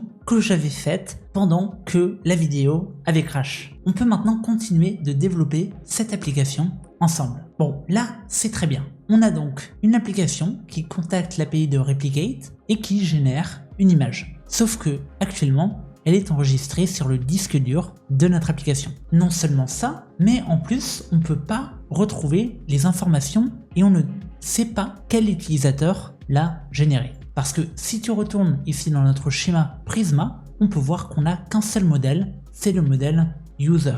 Mais nous, on a envie de sauvegarder des informations par rapport à ces images et de pouvoir les lier à l'utilisateur. On va également implémenter un système d'authentification. Donc, la première chose qu'on va faire, c'est qu'on va définir un modèle image. Et ce modèle va contenir les champs suivants. Une URL pour pouvoir être accessible et on va également sauvegarder le prompt. Et le prompt, c'est l'instruction que l'utilisateur a donnée pour pouvoir générer son image. On n'a pas besoin de plus jusqu'à présent. Par contre, on va devoir lier cette image à un utilisateur. Et ce champ sera obligatoire. Et ça va être notre première relation entre deux modèles de données avec Prisma. Parce que un utilisateur peut avoir plusieurs images. Mais une image est liée forcément à un seul utilisateur. Ce qui nous donne une relation one-to-many. Heureusement, on utilise une base de données relationnelle qui s'appelle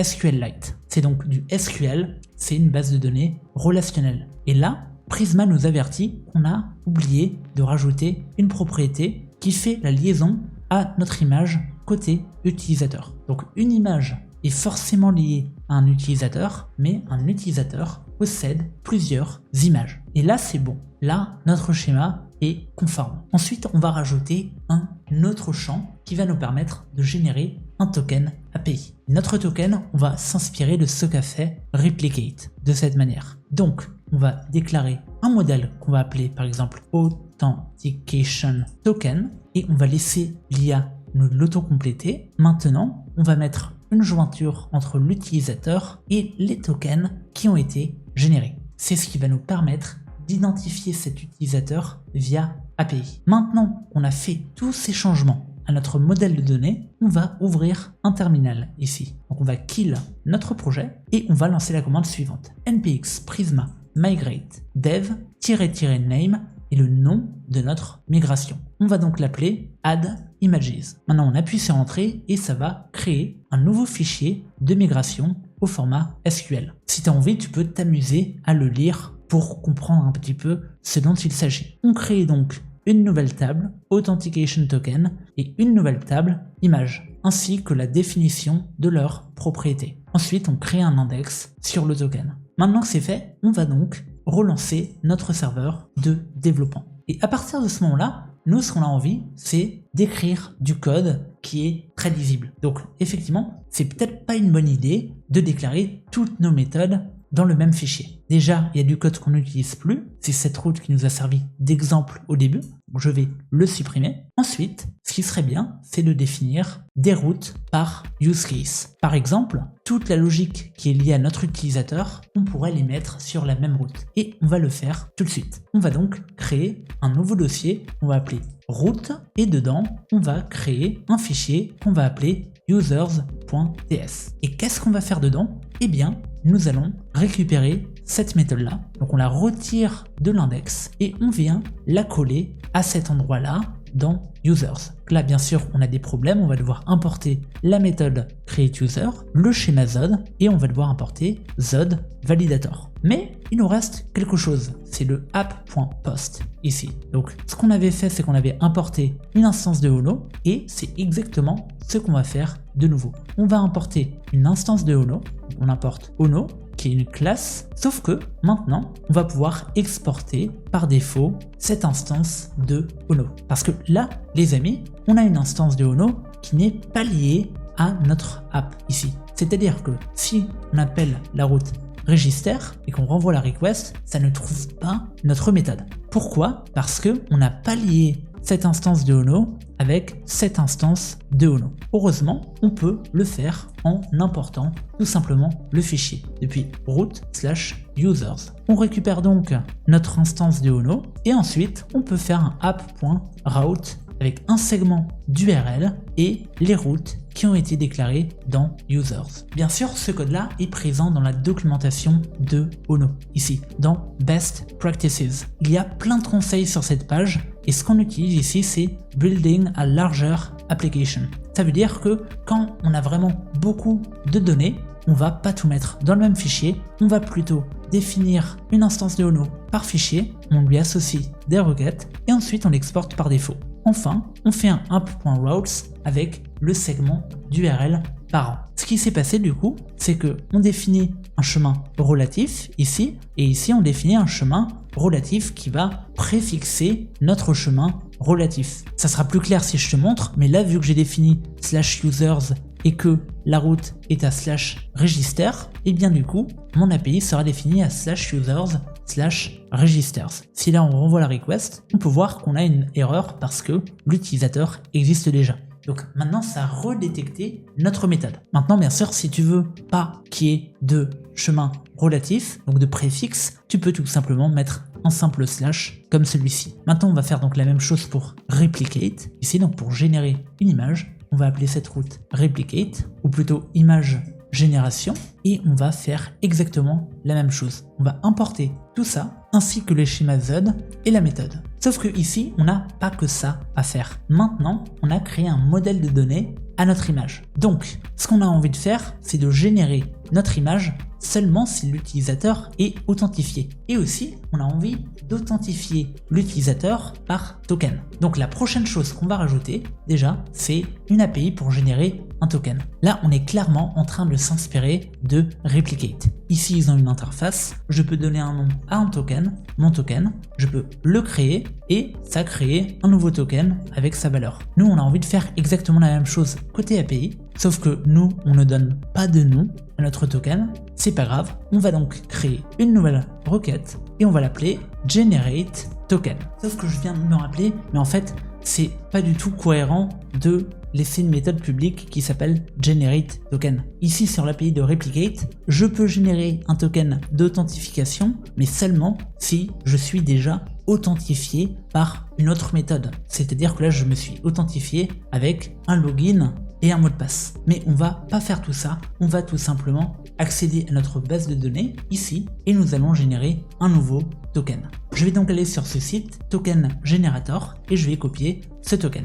Je vais le sauvegarder dans la base de données et je vais l'associer à mon utilisateur. J'ai un utilisateur ici qui possède comme ID celle-ci. Donc je vais copier l'ID et je vais la rajouter ici. D'ailleurs, avec Prisma, tu as à ta disposition un outil qui te permet de visualiser ce qu'il y a dans ta base de données à l'instant T. Ça s'appelle Prisma Studio, donc on peut l'ouvrir en faisant un npx Prisma Studio et ça va ouvrir cette interface qui va te permettre de manière plus visuelle et stylée de accéder à tes données. Donc là ici je vais ajouter le record, je vais le lier à mon utilisateur Virgil@algomax et je vais récupérer le token que j'ai copié. On va faire autre chose aussi, on va supprimer les deux autres utilisateurs. Maintenant, nous, ce qu'on a envie, c'est de faire un middleware. Parce que ce morceau de logique qui va authentifier l'utilisateur, on va le répéter sur toutes nos routes protégées. Et la documentation des middleware sur Ono est très utile. Ça nous explique ce qu'est un middleware. C'est un morceau de logique qu'on va rajouter sur une route, par exemple. Mais nous, ce qui nous intéresse, c'est de créer notre propre middleware, donc de faire un custom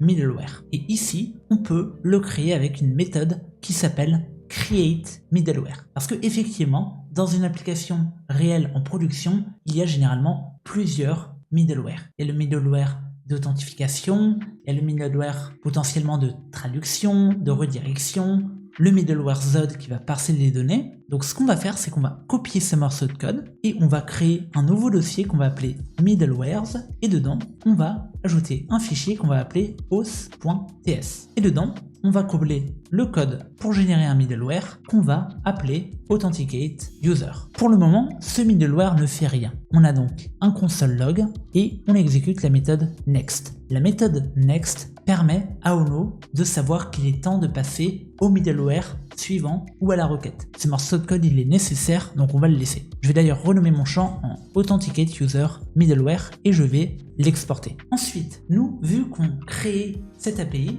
on a envie de détecter le token d'authentification du client un petit peu comme Replicate ferait. Généralement, ce qu'on fait, c'est qu'on rajoute une balise dans les headers avec un nom en particulier. Donc on va le faire ici, on va rajouter un headers, parce que ici, il faut savoir que ce qu'on est en train de déclarer, ce sont des headers, c'est-à-dire les entêtes de notre requête. Ici, si on inspecte par exemple le network, on peut voir que à chaque appel de données, on possède ce qu'on appelle des headers, donc des entêtes avec des configurations. Il y a donc des clés et des valeurs. Ici, pour notre request, il y a plusieurs headers et il y a plusieurs valeurs. Et le serveur nous répond avec ses propres headers et ses valeurs. Nous ici, on a donc deux headers. Le type de contenu de notre request, c'est du JSON et un authorization, qui est une convention si tu mets en place l'authentification dans des applications back-end.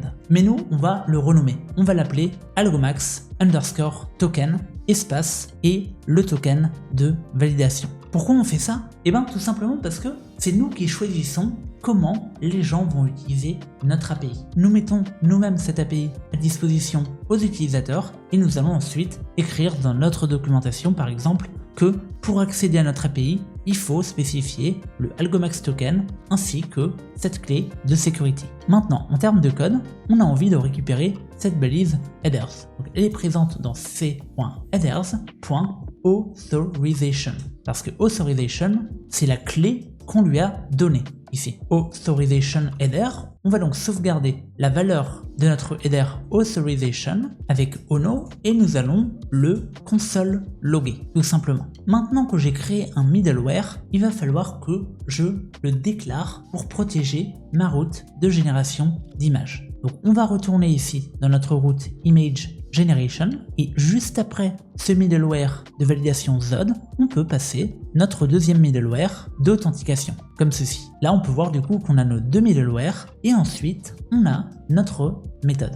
Là pour l'instant on n'a fait aucune protection. Donc si on appelle l'API de génération d'images, il va rien se passer de plus. On va régénérer une image, là on se rend compte que la route n'existe plus, c'est parce qu'on a oublié d'exporter par défaut notre API de génération d'images, on va la rajouter dans le fichier index, on l'importe depuis notre route et on va faire un app.route exactement de la même manière. Maintenant du coup, si on régénère la requête, ça devrait fonctionner et là on a un console log qui nous affiche undefined. Ça veut dire que le header n'a pas été détecté. Normalement, ce qu'il aurait dû console loguer si on avait réussi notre travail, c'est algomax token 1, 2, 3, 4, 5, 6, 7, 8. Mais il y a eu le console log. Ça veut dire qu'on a quand même exécuté cette logique. Déjà, la première chose à regarder, c'est est-ce qu'on a fait une faute de frappe? Je ne crois pas, mais peut-être que j'ai fait une faute dans la syntaxe. Alors, heureusement qu'il y a l'IA pour m'aider, mais peut-être que j'ai fait une faute dans la syntaxe et qu'on a envie de récupérer les headers directement depuis la request. On va donc faire un essai, on va rebalancer notre request ici, et là, on a donc des console logs, notamment notre autorisation avec la bonne valeur. Concrètement, nous, on a envie de récupérer la clé qui s'appelle authorization, comme ceci. Ce qui est cool, c'est que cette méthode est auto-complétée avec tous les headers qu'il est possible d'utiliser. Donc on va mettre notre authorization headers et maintenant ça fonctionne bien. On a donc extrait notre headers. La prochaine partie qu'on doit faire, parce que l'étape 1 c'était d'extraire le headers, déjà si il n'y a pas le headers, on doit throw une erreur de type HTTP exception 401 you are not authorized to access this resource. Ça c'est très bien, c'est une première protection. On va faire un essai, on va renommer notre balise header et maintenant si on renvoie la request, eh ben on n'a pas exécuté notre API de génération d'images. Pourquoi? Parce qu'on n'a pas fourni le bon header. C'est bien sûr la première étape, mais maintenant il y a la deuxième étape qui est vérifier si ce header existe. On peut donc utiliser un split sur le espace pour console loguer notre token ici. On va donc corriger ce header, on va remettre le bon et si on fait une génération d'image à nouveau, on retrouve donc notre chaîne de caractères qu'on a rajoutée.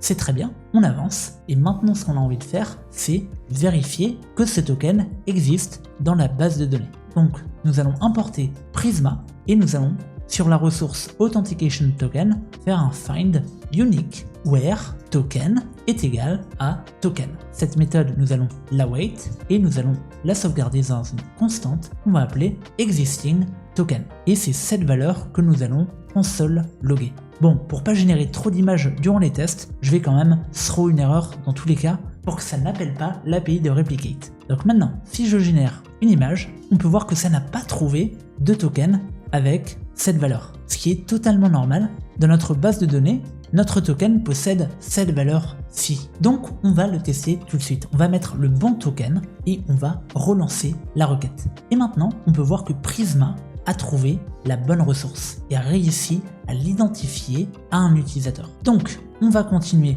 notre implémentation. Déjà, si le token n'a pas été trouvé dans notre base de données, on va renvoyer exactement la même erreur. Ça sert à rien d'indiquer à l'utilisateur, par exemple, que son header est valide, mais qu'on n'a pas retrouvé le token. Ça serait en quelque sorte une faille de sécurité si ces messages d'erreur étaient différents. Soit il réussit à s'identifier, soit non. À partir de ce moment-là, dans le find unique, on peut sélectionner plusieurs choses. On peut donc sélectionner l'utilisateur et sélectionner son email et son nombre de credits. Pourquoi c'est intéressant de faire ça? Eh bien, déjà, comme tu l'as compris, ça nous permet d'identifier l'utilisateur à partir du token qu'il a généré. Là, on sait que c'est Virgil@algomax et on sait qu'il possède 100 credits. C'est également super si par exemple, on n'a pas envie que des utilisateurs qui ont été bannis ou bloqués ou si ils n'ont pas validé leur email, c'est à l'intérieur que tu rajouterais ce morceau de logique. Par exemple, if user blocked ou un truc comme ça, tu dirais bah non, tu peux pas utiliser notre API, tu as été bloqué. Donc pour résumer, le premier check nous permet de vérifier qu'on a bien un header autorisation. Le deuxième check nous permet de récupérer le token et de vérifier s'il existe dans la base de données. S'il existe, il est forcément lié à un utilisateur parce que c'est comme ça qu'on a modélisé notre schéma Prisma. Ici, un token est forcément lié à un utilisateur. Si le token existe mais que l'utilisateur n'existe pas, c'est tout bonnement impossible. Donc généralement, à partir de ce moment-là, on peut retirer ces console logs. Sauf que on a envie d'ajouter dans le contexte de la prochaine requête les informations de l'utilisateur qui est connecté. Et on peut le faire, les amis. On peut le faire avec le contexte de Ono et avec la méthode set ici. Ça veut dire qu'on va donc set une clé user avec cette valeur spécifique. Et ensuite, dans la prochaine request, on pourra faire un c.get sur la clé user et récupérer les données que l'API nous avait renvoyées dans le middleware. Concrètement, c'est super puissant, mais on va le tester. En théorie, ici, la première validation, c'est avec Zod. On vérifie que notre schéma est conforme. S'il est conforme, on vérifie que l'utilisateur est connecté. Et si l'utilisateur est connecté, ici, dans notre contexte, on devrait posséder une clé user qui contient une valeur. Tout ce qu'on fait, là, c'est présent dans la documentation, ça s'appelle le contexte de Ono. Donc tu as une méthode set, tu as une méthode get qui te permet de récupérer et de sauvegarder des informations dans le contexte. Du coup, c'est le middleware qui sauvegarde ces informations et ensuite tu n'as pas à réécrire cette logique sur chacune de tes routes. Mais pour bénéficier de l'autocomplétion, tu dois définir un type générique à ton application Ono. On va donc s'inspirer de cette documentation ici et dans notre modèle Ono de génération d'images, on rajoute un type variables avec notre user. Et on va pour le moment écrire de manière explicite notre modèle user. Il y a donc une clé email qui est un string et une clé crédit qui est un number. Ensuite, on rajoute le type générique variables dans Ono et déjà, ce que ça a fait, c'est que ça nous donne maintenant l'autocomplétion de la clé ainsi que son type.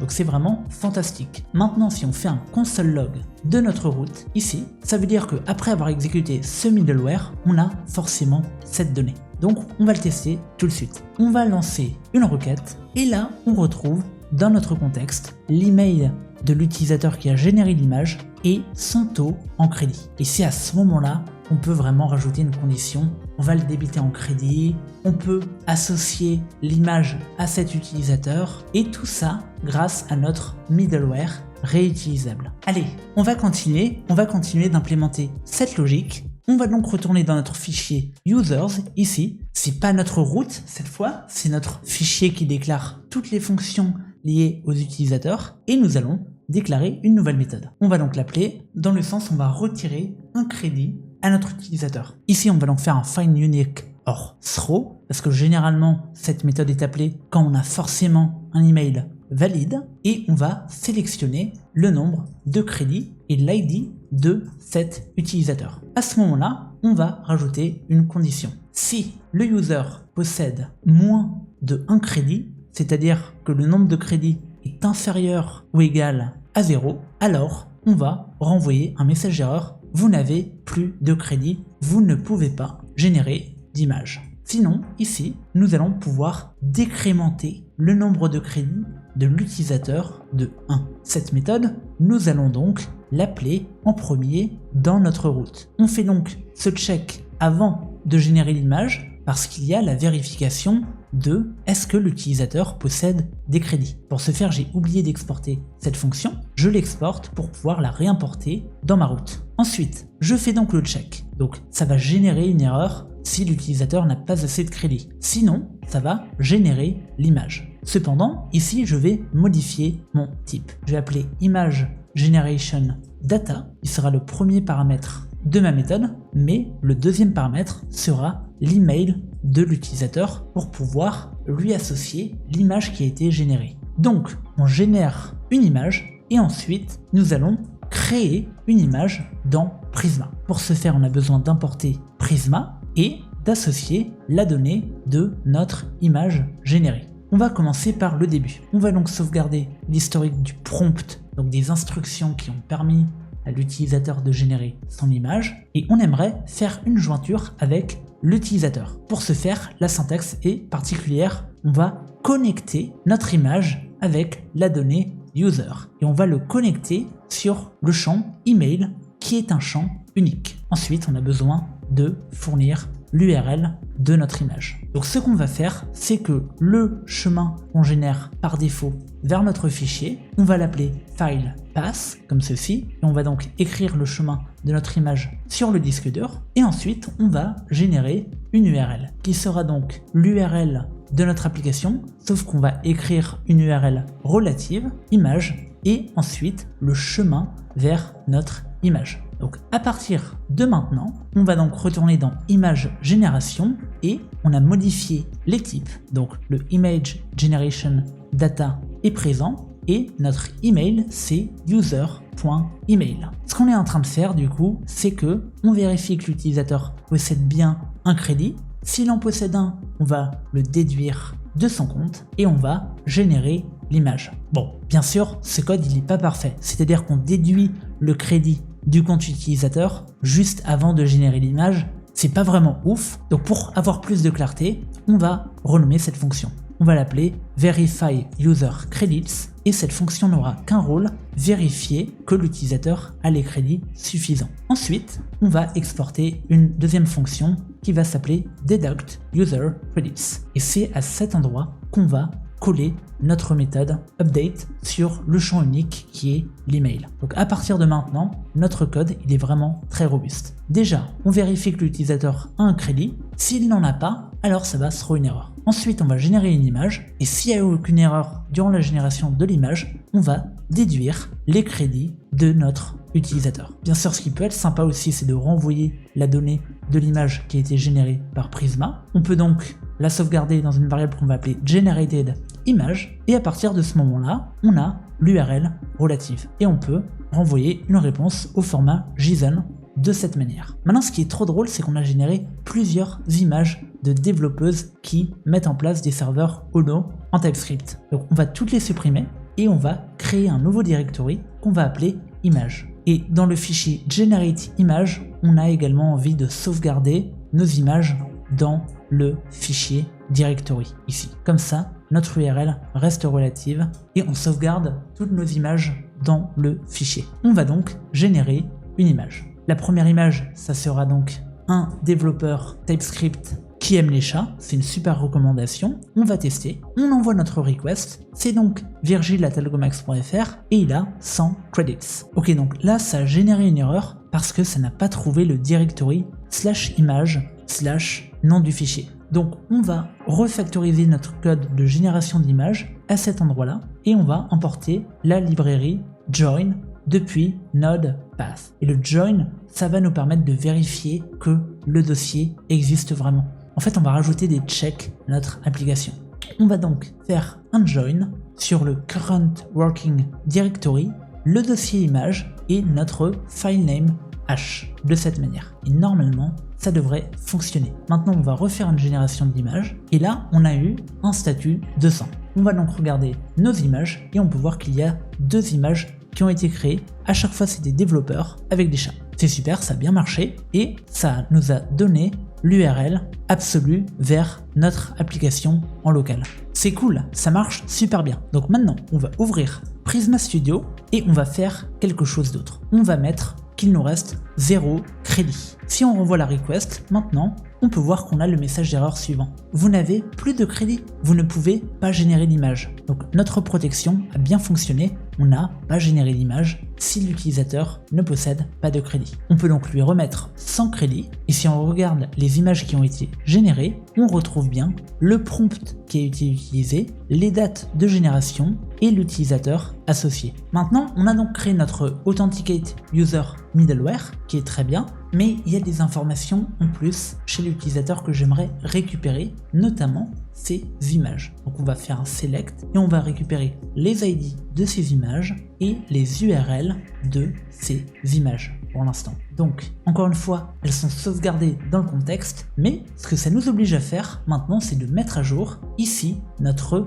type pour accéder au contexte. Et ça, on n'a pas envie de le faire. Donc ce qu'on va faire à la place, c'est qu'on va créer une fonction à partir de getExistingToken. Donc on va déclarer un nouveau fichier qu'on va appeler token.ts et ça va exporter une fonction asynchrone qu'on va appeler getExistingToken et qui va prendre comme argument un token sous forme de string et qui va exécuter ce code là. On peut donc copier le code et renvoyer notre token avec Prisma. Maintenant, on va s'assurer que la fonction est bien écrite et on va utiliser cette méthode dans notre middleware de cette manière. On importe donc notre méthode et on lui passe le token. Ce qui signifie, les amis, qu'on peut, à partir de ce moment-là, au lieu de déclarer explicitement le type, on peut faire un awaited return type de notre méthode getExistingToken en sélectionnant la propriété user. Sauf que, comme vous le voyez, on a un problème. getExistingToken, ça fait un find unique, mais ça renvoie soit l'utilisateur, soit null. Et notre application, elle ne sait pas qu'ici, on a fait un early return au cas où la méthode est pas définie. Ça veut dire que nous, on sait que ici, la propriété existe pour sûr, mais étonnamment, dans Ono, il n'en est pas vraiment sûr. Heureusement, il existe le type générique non-nullable qui me permet d'englober ma fonction et de pouvoir m'assurer que cette valeur ne sera jamais nulle. Dans ce cas-là, je peux bénéficier de la propriété user et à partir de maintenant, on peut vraiment tout autocompléter. On a donc le user, ses crédits et on a ses images. Donc on connaît vraiment toutes ces images et on pourrait rajouter un morceau de logique supplémentaire, par exemple, pour s'assurer qu'il n'utilise pas le même prompt, etc. Maintenant qu'on a fait ça, on a envie de créer une méthode get sur /images pour tout simplement pouvoir renvoyer à l'utilisateur les images qu'il a déjà générées. Et c'est aussi simple que ça. Vu qu'on récupère les informations de l'utilisateur dans le middleware et qu'on les sauvegarde et que cette route est protégée, maintenant on n'a pas ici à faire un appel Prisma pour récupérer les informations. Donc on va changer notre request ici, on va appeler generate an image et à cet endroit-là on va rajouter une deuxième request pour obtenir lister les images. Si on renvoie la request, on a donc une réponse positive avec l'URL vers les images. Par contre, si par mégarde on soumet un token différent sur cette route, on peut voir que le middleware fonctionne très bien. You are not authorized to access this resource. C'est super alors, notre middleware il fonctionne bien. Il permet d'identifier l'utilisateur et d'ajouter ces données dans le contexte de Ono. Tout ça de manière type safe. Et avec la méthode qu'on a créée ici, getExistingToken, si demain on arrête de target le champ email, on sera prévenu immédiatement dans notre code que cette valeur n'est plus accessible et qu'il faudra la rajouter. Ça, c'est toute la puissance de TypeScript. On a très peu de types à déclarer de manière explicite, mais pourtant on bénéficie de l'expérience développeur que TypeScript nous apporte. Maintenant, on va faire autre chose. On a envie de lister une image dynamique. Une image dynamique, ça veut dire par exemple, ici dans ma requête, je récupère mes images et qu'est-ce qui se passe si j'ai envie d'accéder à celle-ci ? Si j'ai envie d'y accéder, il faut que j'appelle mon URL dynamique. Et pour générer une URL dynamique, il nous suffit de rajouter ce paramètre ici. C'est-à-dire que rajouter double point avant une valeur va nous permettre de définir cette valeur comme étant un paramètre dynamique. Ici, on l'a appelé ID, mais on pourrait très bien l'appeler ça un slug ou alors une image URL. On retrouve cette information sur la documentation de Ono dans le routing ici, mais pour générer un paramètre dynamique, il nous suffit de rajouter comme préfixe le double point suivi du nom de la clé. Et ensuite, on peut récupérer dans la request le paramètre qui porte comme valeur le nom qu'on a donné à cette clé. Ce qui est génial en plus avec Ono, c'est que c'est tout à fait auto-complété. Sauf que j'ai énormément changé le code et les concepts ici. Donc déjà, comment est-ce qu'on pourrait charger cette image ? Sur l'ID, sur l'URL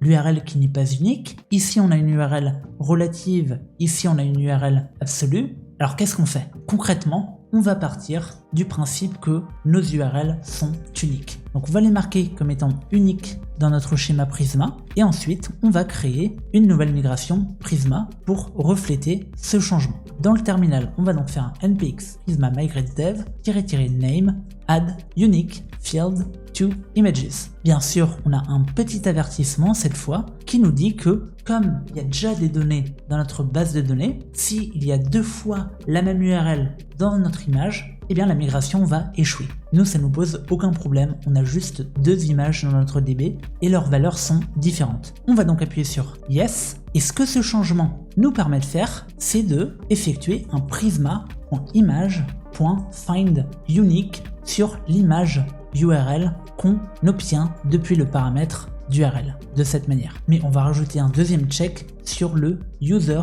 ID qui est égal à notre variable user.id.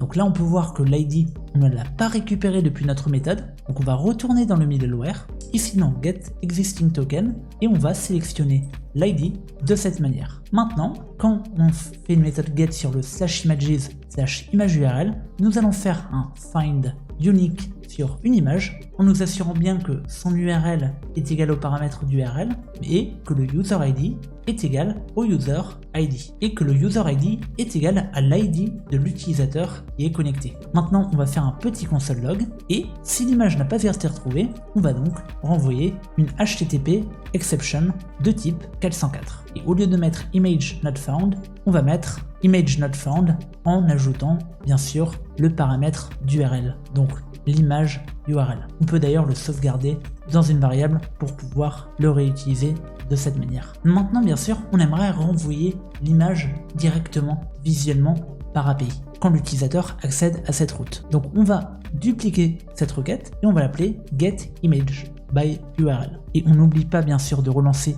le serveur de développement, sinon on ne pourra pas contacter notre API. D'abord, on va récupérer notre liste d'images et ensuite on va copier cette URL et on va la rajouter ici pour voir si ça marche. Mais à mon avis, ça va pas marcher parce qu'il y a des slash et ça va détecter ce chemin comme étant une URL absolue. Alors mon choix d'API, c'est vraiment pas une idée exceptionnelle de pointer sur le chemin. On devrait peut-être plutôt pointer sur l'ID. Mais bon, on va tester quand même. On renvoie la request et là on voit bien qu'on a un not found. Et on a un not found parce que le paramètre, il est tout simplement beaucoup trop long. Mais c'est pas grave, on apprend et on réitère. Donc ici, au lieu de récupérer image URL, on va l'appeler image ID, comme ceci. Et on va pointer sur l'ID de l'image. Cette fois, on est sûr que ça sera compatible. On va rappeler notre liste d'images maintenant et on aimerait afficher cette deuxième image. Donc, on va passer l'ID comme paramètre. Et maintenant, si on envoie la request, on a une erreur parce que j'ai oublié de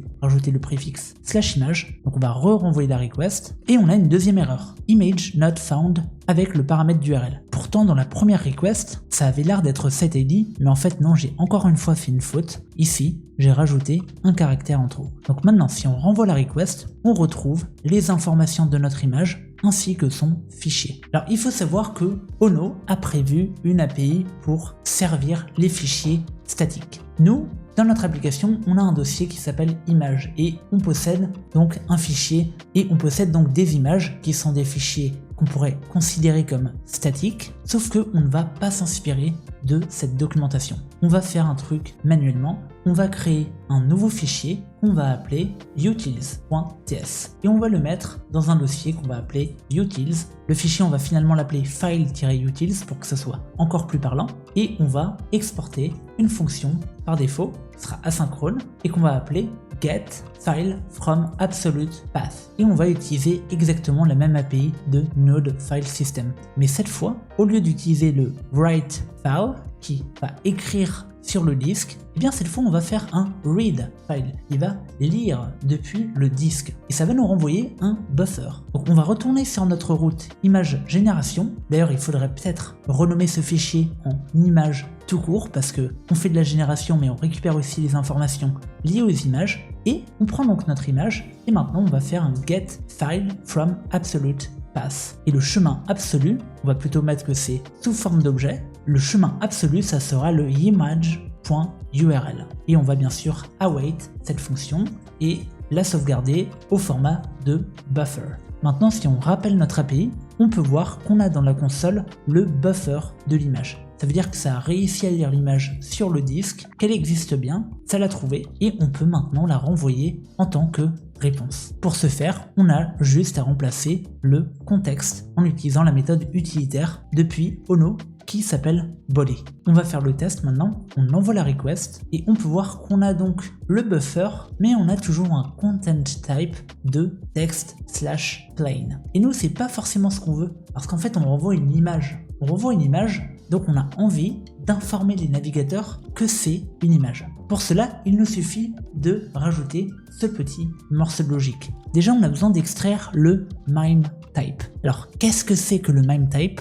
On va pas rentrer dans les détails vraiment, mais c'est le type de l'image. Donc ici, on peut voir que l'image est en JPEG. Tu connais aussi le PNG, le WebP, les formats d'image qui existent. Et bien pour augmenter les chances et les compatibilités avec les navigateurs, on va rajouter une petite API ici pour ajouter comme header un content type à notre body. Pourquoi ? Parce qu'avant dans notre request, ça nous avait renvoyé le buffer au format textuel. Mais là, on a envie vraiment de le récupérer au format image. Et maintenant, si on renvoie la request, on peut voir qu'on ne voit pas la preview de l'image, mais on a un content type de image/JPEG. La question c'est, est-ce que ça marche dans notre navigateur ? On va voir ça tout de suite. Et ben non, regardez, ça ne marche pas parce qu'on n'a pas rajouté notre header d'autorisation au moment d'actualiser cette page. Mais concrètement, si on avait envie de la prévisualiser dans notre navigateur, on devrait soit ajouter le bon authorization header,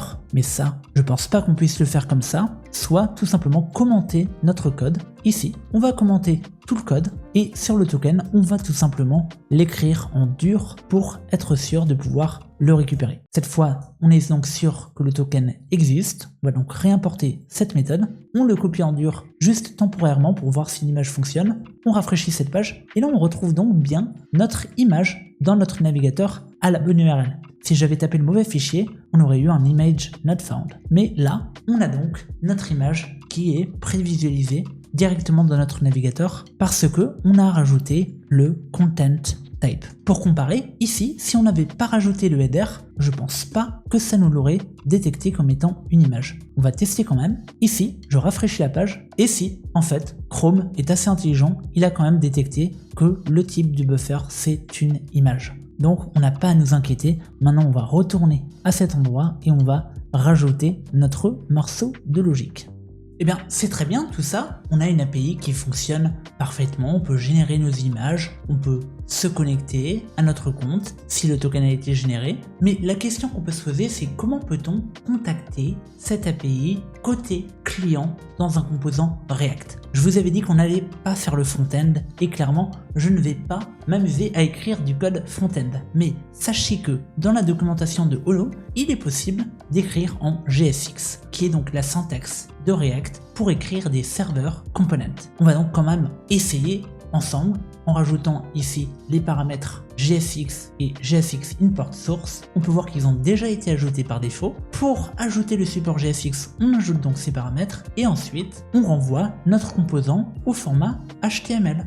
Ça a l'air sympa tout ça, donc on va le faire tout de suite. Sauf que ce n'est pas nous qui allons le faire, les amis. Donc on importe notre functional component depuis React ici, sauf que on doit renommer notre fichier index.ts en index.tsx. Et au lieu de nous embêter à intégrer nous-mêmes ces composants d'interface, on va demander à l'IA de les intégrer pour nous pour voir à quoi cette application pourrait ressembler. Génère une landing page pour cette application. Tu retrouves le contexte dans le schéma, affiche côté client les tokens générés. Au clic sur un token, ça connecte l'utilisateur en sauvegardant le token dans un cookie et ça lui permet d'afficher les images qu'il a générées. Alors bien sûr c'est une faille de sécurité, on va pas afficher publiquement les tokens, mais là c'est pour démontrer les capacités de notre API et comment on aurait pu intégrer un front-end pour utiliser cette API. Ça nous donne également un prétexte pour faire travailler l'IA. Là on peut voir qu'il scanne vraiment tous les fichiers et qu'il va nous rajouter un petit peu de code. Et là, c'est bon. Il y a à commencer par rajouter la route pour générer un token. Déjà, ce qui est bon à savoir, c'est qu'il s'est inspiré du code qu'on a déjà écrit. Donc franchement, il est malin, ChatGPT. Il s'est inspiré des routes qu'on a déjà écrites et il est en train de reproduire en créant des nouveaux fichiers. Ensuite, il a créé une fonction utilitaire pour gérer les cookies à partir de Ono. Et maintenant, il est en train d'écrire le composant front-end. Maintenant, il y a un petit truc qu'on doit faire de notre côté. Vu qu'on a renommé le fichier en index.tfx, eh bien, on va rajouter le X à l'extension de ce fichier. Et on peut également supprimer la deuxième commande. Et je vais également supprimer cette commande qui n'existe plus et qui me permettait de vérifier que la génération d'image avec Replicate fonctionne très bien. Là, c'est bon. L'IA a fini de générer le squelette de notre application. Donc si on fait un npm run dev, ici, on a changé le package JSON, on appelle maintenant notre composant, et vu que Ono le supporte out of the box, eh bien, on a notre image sur la page d'accueil. On a donc une page, générateur d'images avec IA, on a un faux menu, mais ce qui est intéressant, c'est que ça appelle notre base de données, ici, pour lister le token de notre utilisateur. Et si on clique dessus, eh bien, ça nous redirige vers le dashboard et on voit les images qui ont été générées par API. C'est vraiment fantastique, donc on va vraiment tester, voir si l'IA a du premier coup tout connecté. Là, on va générer une nouvelle image. Un développeur mange des légumes en faisant la grimace. Générer l'image, et là, ça n'a pas l'air de fonctionner, donc on va inspecter le network et voir ce qui s'est passé. Si je clique sur générer l'image, ici, on peut voir qu'on a une erreur sur l'API post-generate. Et on a envie de débugger. On a une erreur ZOD, ça tend à recevoir un string, ça reçoit undefined sur le prompt. Pourquoi? Où est notre composant de génération d'image qui a été créé par Ono? On a donc un dossier composant qui a été généré par notre IA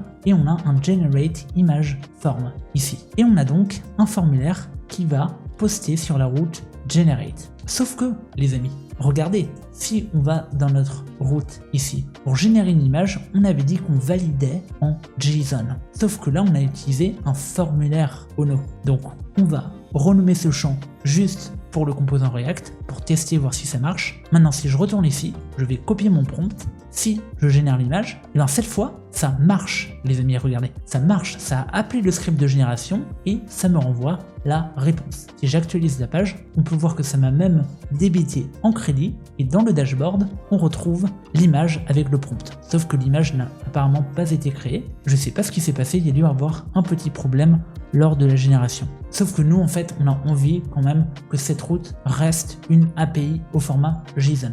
Mais voilà, on va pas perdre de temps.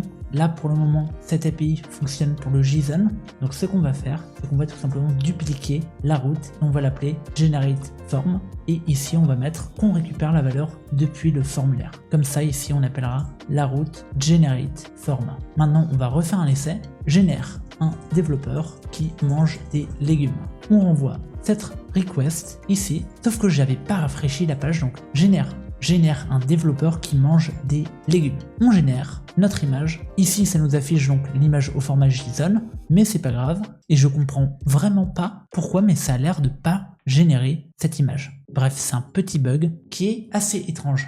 Néanmoins, on sort du scope de cette vidéo. Cette vidéo était conçue pour vous apprendre les fondamentaux d'un serveur back-end avec une technologie moderne comme Ono.js. J'espère qu'elle t'a plu, j'espère qu'elle t'a été utile et que t'as appris plein de choses. On va s'arrêter là pour cette vidéo, mais tu retrouveras sur notre chaîne YouTube plein de contenus complémentaires pour développer des applications et les pousser en production. On a fait une vidéo pour héberger ton application sur un serveur VPS, on a fait plein de vidéos sur le framework React Router 7 et on fait aussi plein de vidéos sur le framework React. Donc je les conseille de les regarder tout de suite si tu veux mettre en prod ton API. Moi je te dis à bientôt pour la prochaine vidéo. A plus.